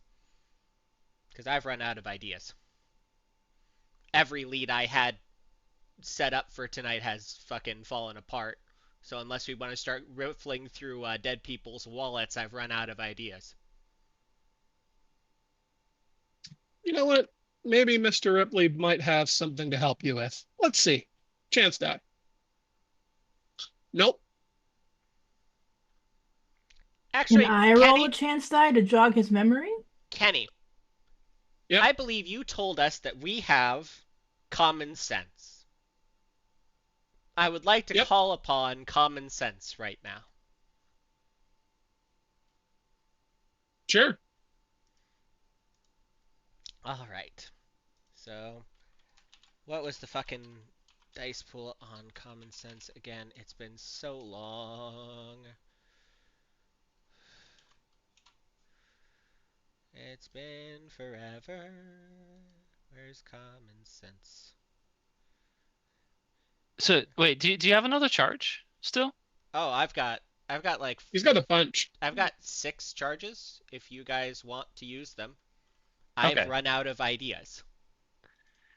So we can um Oh, wait. No, nobody alive was there. Where are they?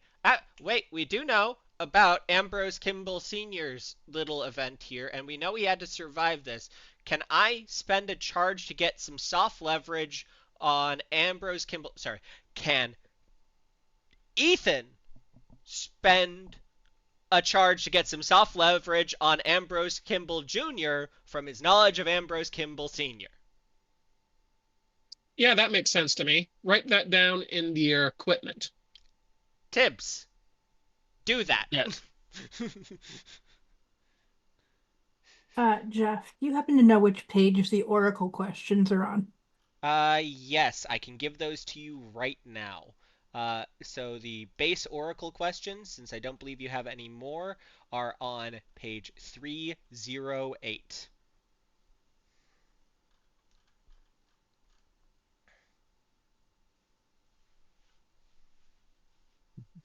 Actually, So, there's a really good one among there. Two really good ones among there. So you might want to fuck with those. How about some soft leverage on the father?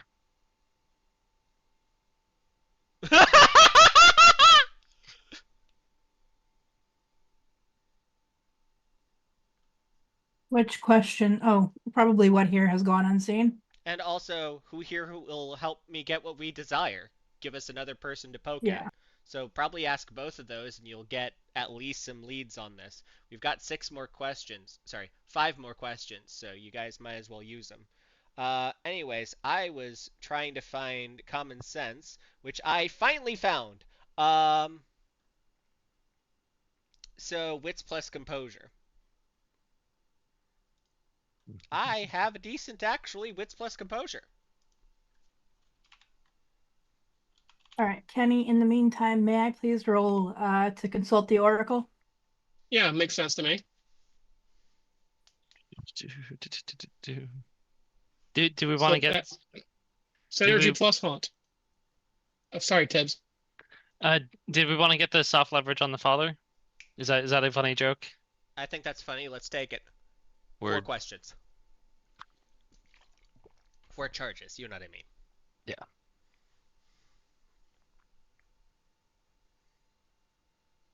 A success is a success. Yep, and I spend 2 plasm.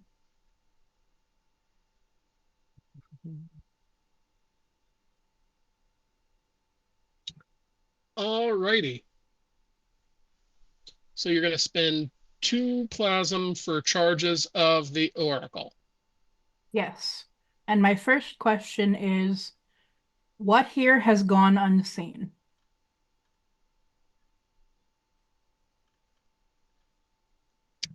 All right. I ask that question as soon as the Oracle enters his little phase.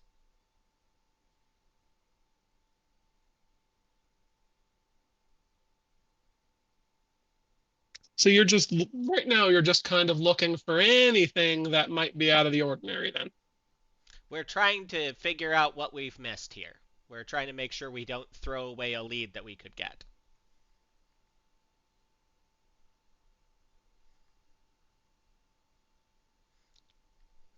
So Okay. I'm going to just briefly explain what we're doing here because at this point, we've just been throwing random fucking magic at this. They're going to be able to answer some questions. I promise you we will explain all of this at the end. Just please give us a minute. This is kind of a lot. Sorry, Mr. Ripley, but you wouldn't have believed me if I didn't show you this stuff first. All right. So Nathan uses the Oracle and has the customary hallucination of the underworld. In regarding to what has gone unseen, the stone of the underworld breaks in front of you, and a blood red tree grows from the hole, uh, bearing fruit with names carved into it. You see the name Agnes on one of them, and you also see the name Doyle. Well, Conan Doyle. They're on separate branches, but from those branches further branches grow with fruits unlabeled?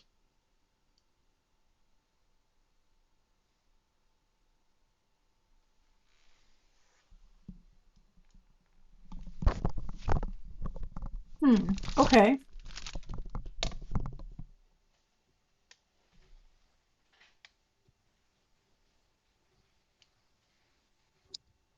Is this like a family tree? Upon the suggestion of perhaps a family thing, the tree splits in two. So there are two trees, one with the names of Conan Doyle and his father James, and one a separate one with the name Agnes. And no other names on that one? No, there are further branches with newer, shinier fruit, but no names on them.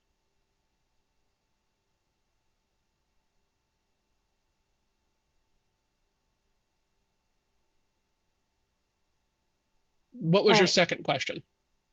Tibbs, if you will ask the second question, which is who here will get us what we want or something like that? Yeah. Who here will help me get what we desire? Yeah. Who here will get us what we desire? Right, what do you desire in this case?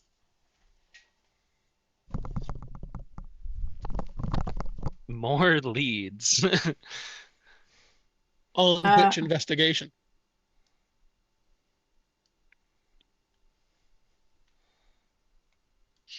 Yeah, I hear you, Rose. Jeff, welcome back. Sorry about that. Your intermission screen. Oh, there you go. Uh, so we've asked the second question, and Kenny has asked us a very important question, which is, what do we desire? Okay. Tibbs says more leads. Or um To be honest, I don't know how to connect this back to a number of things. We know a little What bit. I would like, personally speaking, out of character, not actually asking you as the GM yet, I would like to know who the fuck Agnes is and where she came from and what this tree is about. Well, that seems like an excellent thing to be asking about. Because, uh, like, Agnes ran out of here, but they've got no discerning information. Are they a Geist? Are So there they a necromancer? while they you were they gone, the first question resulted in a blood red tree that popped up out of nowhere with uh, Conan Doyle's name and Agnes's name and a bunch of branches and shiny fruit. And then I asked if it was a family tree, and it split in two. So Conan and his father on one tree and Agnes on another, but no other names, but there were other branches with shiny fruit. Huh.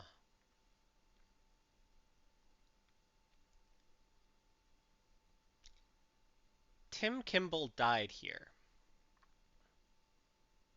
That is one of the few things we know solidly.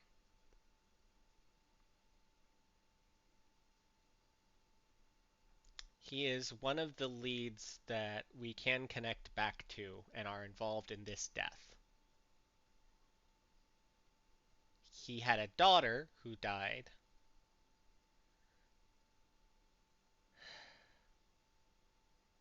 And the brother who lived. Mm-hmm.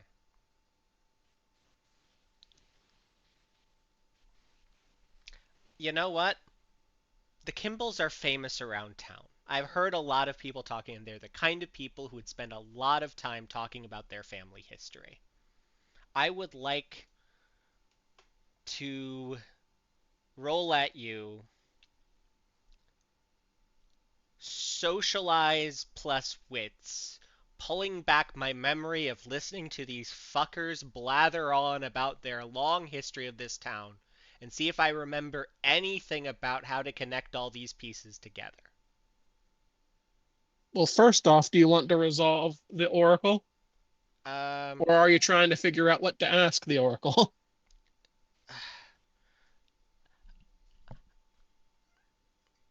you are try muted, Tibbs. trying to figure out what to ask the Oracle. Okay. Right now, what I want to find is who can or who can help tie this to, yeah, who is the linchpin here? Who can help tie this all together and make a bit more sense? Yes. Let's get a name that we haven't noticed to connect all this bit together. I'm sure there's some other information here. So, what are you trying to connect together? Agnes and the Gassings and Agnes Whispering and Peaks. sorry, Agnes and Father Calavera. That's what I'm trying to connect together. What's I was going on with them? I was gonna say Agnes and Doyle. What's the relationship there? I don't think there was one based on the conversation that But we they were heard. originally on the same tree before you said family. So what was the connection that put them on the same tree? And how in what way was that severed, basically?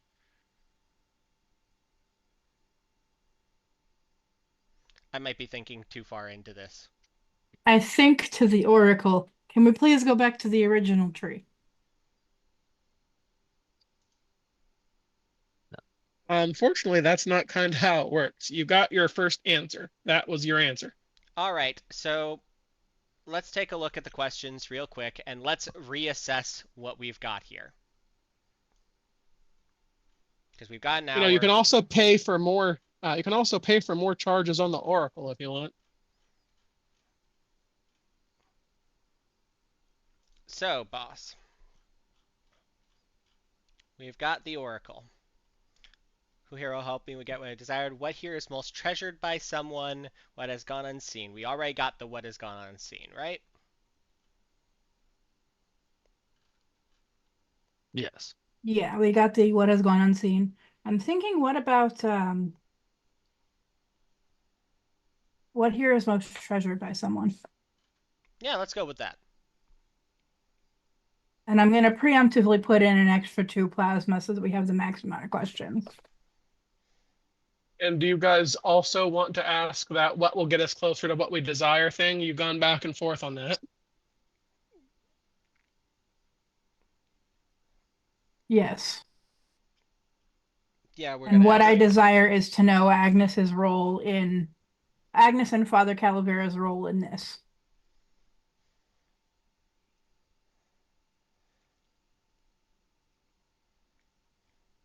Because I think All right. the thing is, I can't draw a greater meaning to the Kimballs being here because what was straight up happening was somebody was trying to kill the Kimballs. Why were they trying to kill the Kimballs? Because the Kimball killed his father. Why did they kill his father? Because he killed their daughter. We've got those answers. It's stone cold. I'm going to make some rolls to get myself a little Kimball family tree out of this, but that's not relevant to what they're doing. So let's find out about Father Calavera and Agnes and see if we can put a name to it. If that makes sense. I think so.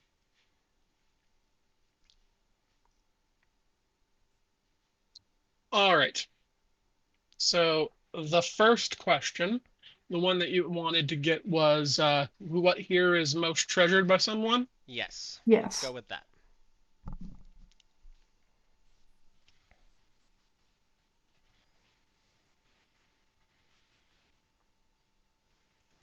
Give me a minute because I didn't think you guys would go this far or this all in. Let's see. You know, the other thing is we could be barking up infinitely wrong trees at this point, guys, and you could poke me with the scalpel, and we can get on with our lives. We do have an hour. We could get something done. I mean, I think this is prescient. Okay, Probably the wrong word, but relevant at least. yeah. But if ever you get tired of this, Tibbs, you have the all-consuming power to end this at any time. So let's see. What here is most treasured by someone?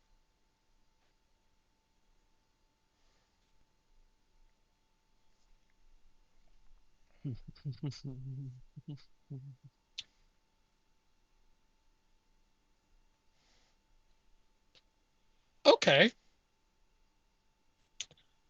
When Nathan asks that question to the underworld, a piece of rock falls from the ceiling, hitting the floor, and breaking apart.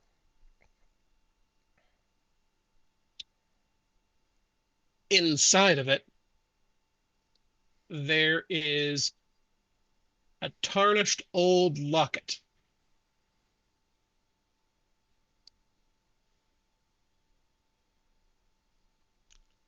Open it. When you open it up, you see uh, a small slice of bone that had something inscribed on it. When you look closer, you can see words, and those words read, "We'll take the world on together, son. Love, James." Oh.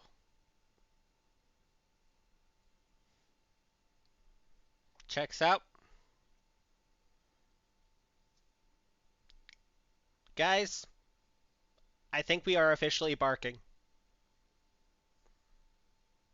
I'm keeping that locket though. Well, that locket is an illusion that happens. Oh, thank you very much, Money Game. We appreciate it. Money game, thank you. Appreciate the cheer. All right. That that locket is an illusion that occurred when you are in your oracle trance. It is not real. So, I have one last roll to make if you don't have any more questions. I would like I would like Ethan to memorize the location of that chunk of ceiling that fell. I can't see it. This It's isn't a real your space. trance. You are the only one who sees it. Okay, Your well, I would trance. like to memorize it. Okay, so you want to try to find where where the oracle takes you in the underworld? That seems like a really interesting idea. Go for it. Yeah, let's do it. That's terrifying. Okay. I'm afraid that has nothing to do with this, so I'm not giving you 8 again, but go right ahead. Yeah, if you want to try to memorize something to help you find this space, such as where that rock fell out of the ceiling from, um, I'll say intelligence or wits plus occult.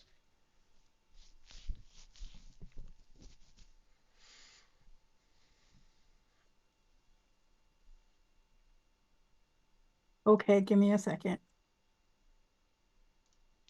While you are doing that, would you like me to keep the air going? So, Kenny, Mm-hmm.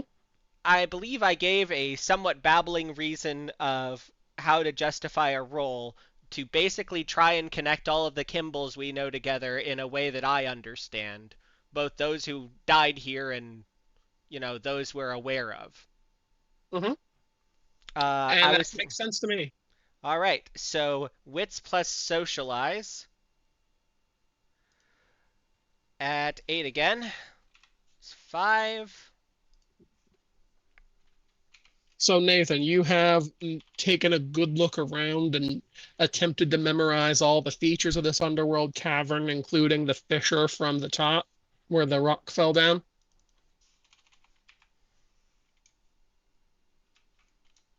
And you've done that successfully. Perfect. All right, Ty, you failed your roll. Do you want to pay willpower to re-roll? I do so. And fail again. So, um, yep, not happening. Not happening. unless you want to take a beat and make this a dramatic failure.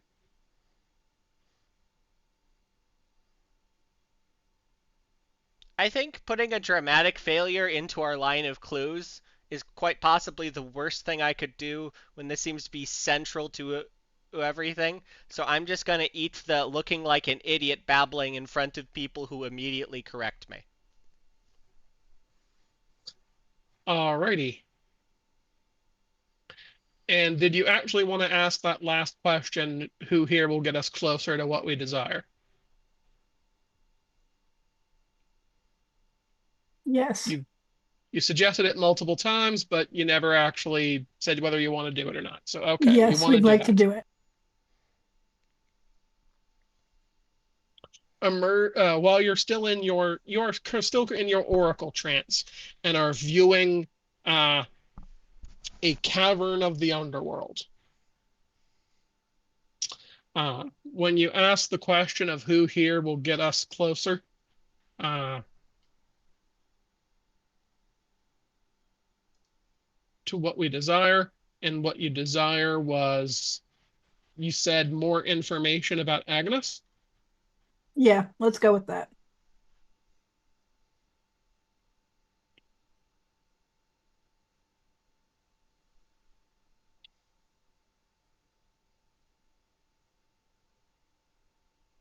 One of the bodies, right,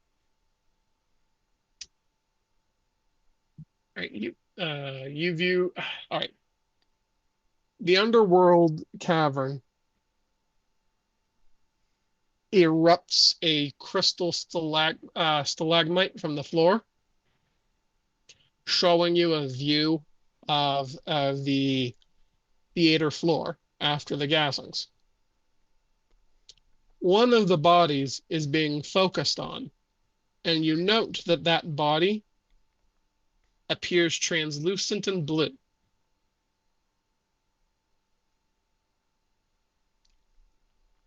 Okay, so it's a ghost that we have access to. Does it look like a ghost that I know?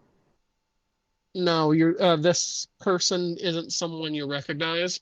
What they are a very young man, around 19, you'd guess. Um, Short blonde hair, green eyes, dressed up to the nines. But his outfit does look a little shabby, even if it is possibly the most expensive one he owns. You Well, haven't come across this ghost yet. but we could find him, and he's probably bound to the theater. If not, we can start looking for him. But we can get our memorize guy to go take a look at the real body so he'll know what to look for. Yep. I try to point out, or I try to describe the ghost that I'm seeing so that they can search it out. Well, you know what position, so you could even give us the seat number they died on. We can go take a look at his corpse right now. Oh, okay. Yes, I do that. All right. And Ethan gets to take a nice long look and memorize the face. Yep. I will consider that, a charge spent, doing whatever he needs to do to memorize that face. He has eidetic memory. He needs to do nothing. All right. In which case, get me out of here, Doc. We're going to eat my head against these walls forever if we don't leave. We need to say some things to the people that have showed up for this. All right. I don't think this is a good idea, but I will touch the scalpel to Ty. Okay, so you've decided that you want to find out what happens when a Sin Eater comes into contact with their Bane. So let's find out about that. I Is this don't think something this I is would have read in the book? Because we did get a book, but I don't remember talking about this. this seems like a bad idea to me. I mean, can't you just end the haunt? I can, but I don't get XP that way. All right. Touch the Bane while materialized. Take 1 aggravated damage.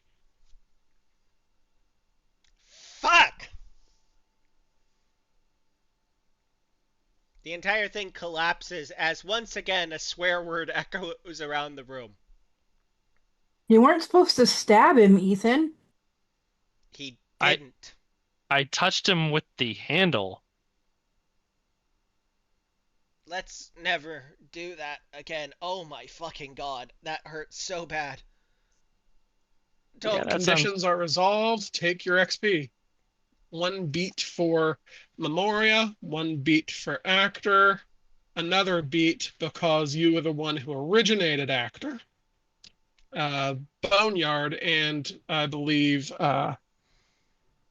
Oracle would do the same. Okay. So a beat for those. So, Mr. Ripley, I'm going to need you to just trust the fact that you've seen a bunch of supernatural stuff this evening and let me explain what's going on. Do you remember how we Oh, are I'm all the ears. You remember how we're the only survivors of that horrible murders a couple of weeks back? Yes. Nobody survived that. We got better, essentially. Essentially, Um, can I take a moment here? yes. Uh, Kenny, how do I make prom queen manifest? I can't hear you. How do I make prom queen manifest? You can unleash them. Wait, did did I say that I dropped the boneyard? No. Then everything should be good, yeah? Like they should just everything's open, right? They're not a ghost, they can't possess things. But they should be able to manifest, right? Geists don't get access to their manifestations. I should not have allowed Jeff to do that last time, but I let Okay. him pay a plasm for it. Oh, I'm okay, not I got you. going to allow that all the time. Okay, what about the other ghosts in the area? Do any of them like the projectionist can they manifest? Actually, let's go talk to the projectionist because I do need to have a chat with him. The projectionist is an unbound Geist, so he would be able to use that, yes. There we go. So let's walk up and talk to the projectionist because obviously we need to resolve some things because he just witnessed his own grisly murder. Good evening, sir. I I won't say I hope you enjoyed the show, but I hope it was enlightening.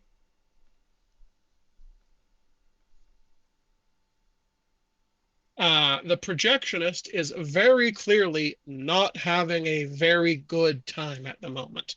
Uh, the film that runs through the various bones of his body is has snapped and is loose, rattling around. The film in the projector that makes up his head has likewise snapped, and he he seems to be desperately trying to put it all back together. Wait, Lex, didn't you just spend a while learning how the projector here works? The projector that he would naturally have used as the basis for spawning this setup on his head. Yep, Why don't you make an occult plus some sort of bullshit roll to help him put himself back together? because I don't have any dots in occult. I do. Why not academics then? Because it's actually using working knowledge then. Okay, I could do that. Dexterity plus academics.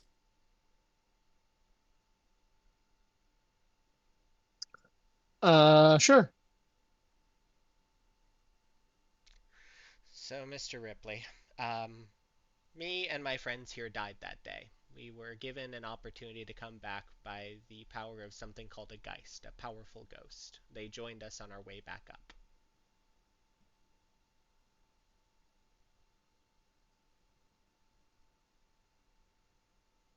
And let's see. Nathan did his roll. The projectionist has been successfully helped through his crisis point. The film is put back together, and he slumps against the wall, uh, shuddering. Mr. Ripley cannot see this at the moment and is simply babbling excitedly about this. Do you know what this means? If what you're saying is correct, and I believe it is, considering what you've shown me, then ghosts are real, and the what this means for the study of history, we could talk to all sorts of people who were present for all sorts of events. To make sure that you are not disappointed later. A lot of them have fragmented or missing memories that happened during their deaths. We will not always be able to get accurate information. However, what I just did is called calling the memoria, and if you know enough information about an event that led to or was the death of someone important, I can show it to you in that level of detail. In fact, if you desire, you can live it for a moment, like I did as an actor. That was what I was doing as Conan Doyle that evening.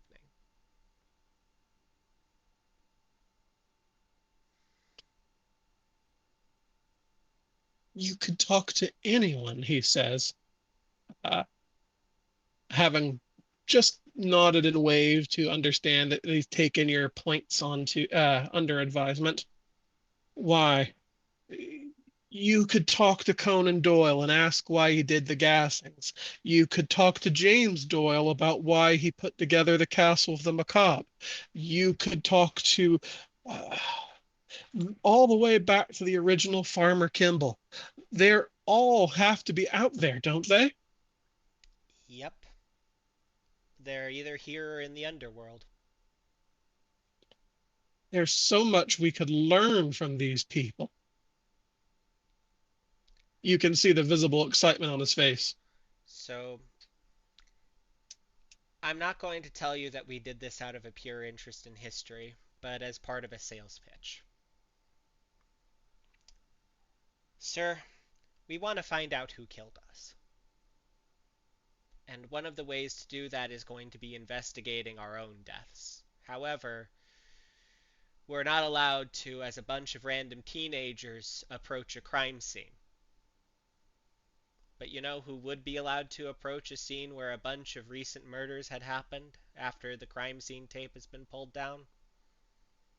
People who are working for the Museum of the Macabre.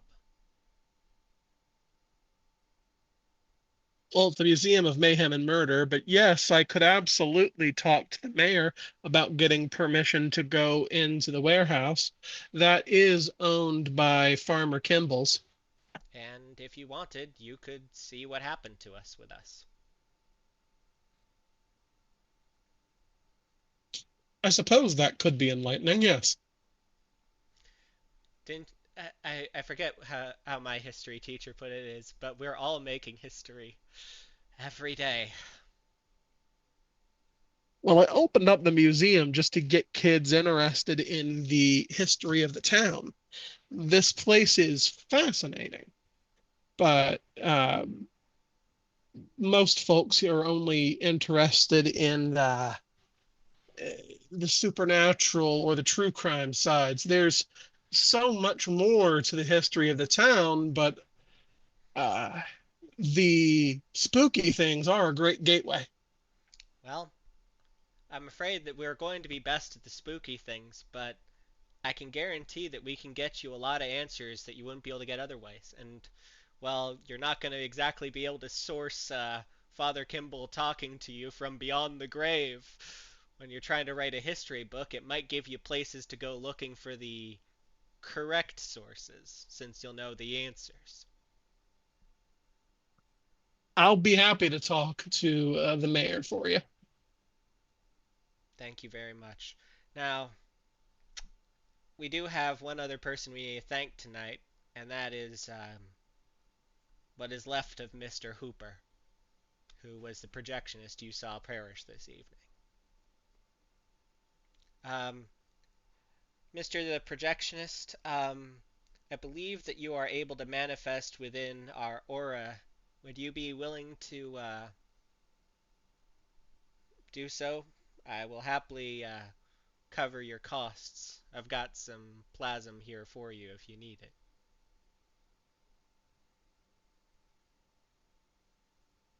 The projectionist climbs back to his feet and snaps a finger. You can see the translucent blue mist sloughing off of his body as he steps out of twilight and into the material plane. Uh, Mr. Ripley looks at the Geist, unbound Geist with awe. When a ghost takes a sip from the waters of the underworld, he can gain powers and become what's known as a Geist. They can bring people back from the dead, among other things, with them. The projectionist here was kind enough to allow us to use the theater tonight. He usually runs late night shows for the ghosts of memories and films that they've got access to. Thank you very much for your help tonight, Mr. the Projectionist. The projectionist holds up two bony film covered fingers. In his halting, cut together voice, he says, two things. One, you owe me a memory to play. Absolutely. Two, I want a host. When we find somebody dying, we will inform you immediately. The film running through his body speeds up. Not good enough. I need a host soon. There's a murderer on the loose. I'm sure you'll have one soon. Uh, give me a social roll, somebody. Can somebody please talk at him better than I can? Presence or manipulation, plus, depending on how you want to do it, empathy, persuasion, socialize, etc. May I do presence plus persuasion with my specialty in de-escalation? Yes, but give me just a moment because Zoom is crashing.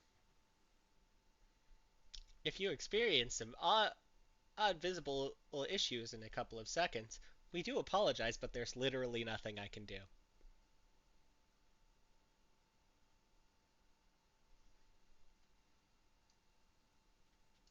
Could I willpower and re-roll that, or is one enough, do you think? One success is always a success. Tibbs, could you kick Frozen Kenny out? Yeah. I hope this I, doesn't kick the other Kenny as well. It didn't last time. Okay. Anyways, sorry about that visibility issue. Uh, my camera is a little to the side. There we go. Yeah. Anyway.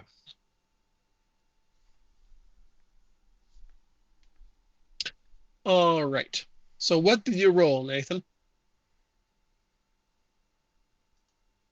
I think I rolled uh, presence plus persuasion with an emphasis in de-escalation. All right. And what are you going to say to the projectionist?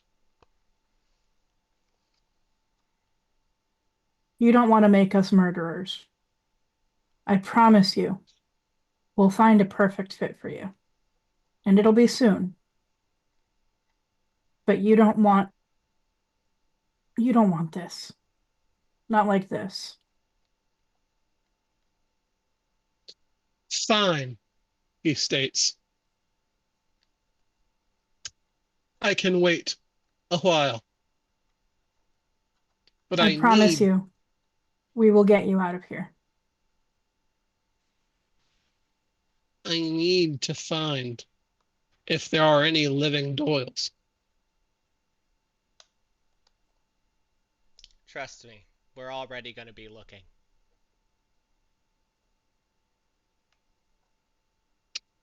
All right, I think this is a good place to end it. I don't think we have time for another scene.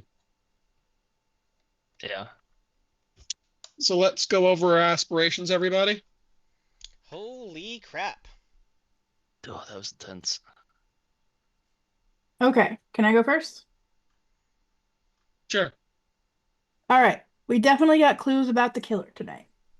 Namely, he did not use white, whatever that was. White But damp, also known as carbon monoxide. He did he not use might carbon still be monoxide. connected to the House of the Macabre, which used a sort of knockout gas which ties back in. So we do Correct. have some potential leads. Um, so I think that's a step. I think I took a step towards getting to know Josie.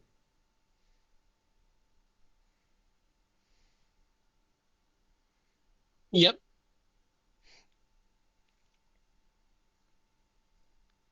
I did nothing with my grandfather, so that's fine. But I did take a step towards making a new friend with Mr. Ripley here. Mm-hmm. And I did, as they say, have a gas. Mm-hmm.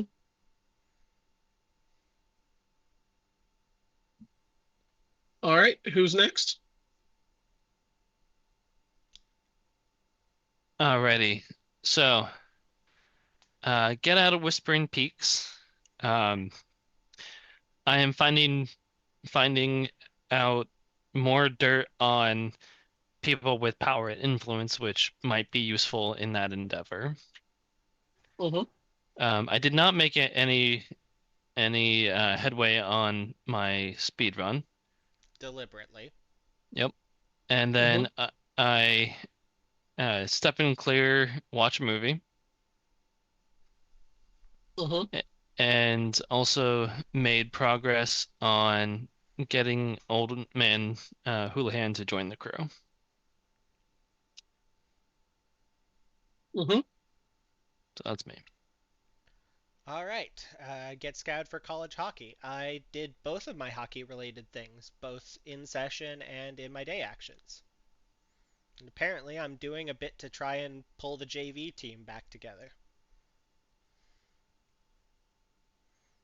Um, find the son of a bitch who took everything from me. We've got some good leads, and we've gotten a way to access the crime scene, which is going to be real important. Uh, let's all go to the movies. We did. Get on the right side of the history, nerd. We appear to have talked Mr. Ripley into joining the crew because he's real interested in having access to all the powers that we have available. And try out acting. I did. It went pretty well, actually. I think that went very well. Mm-hmm. All right.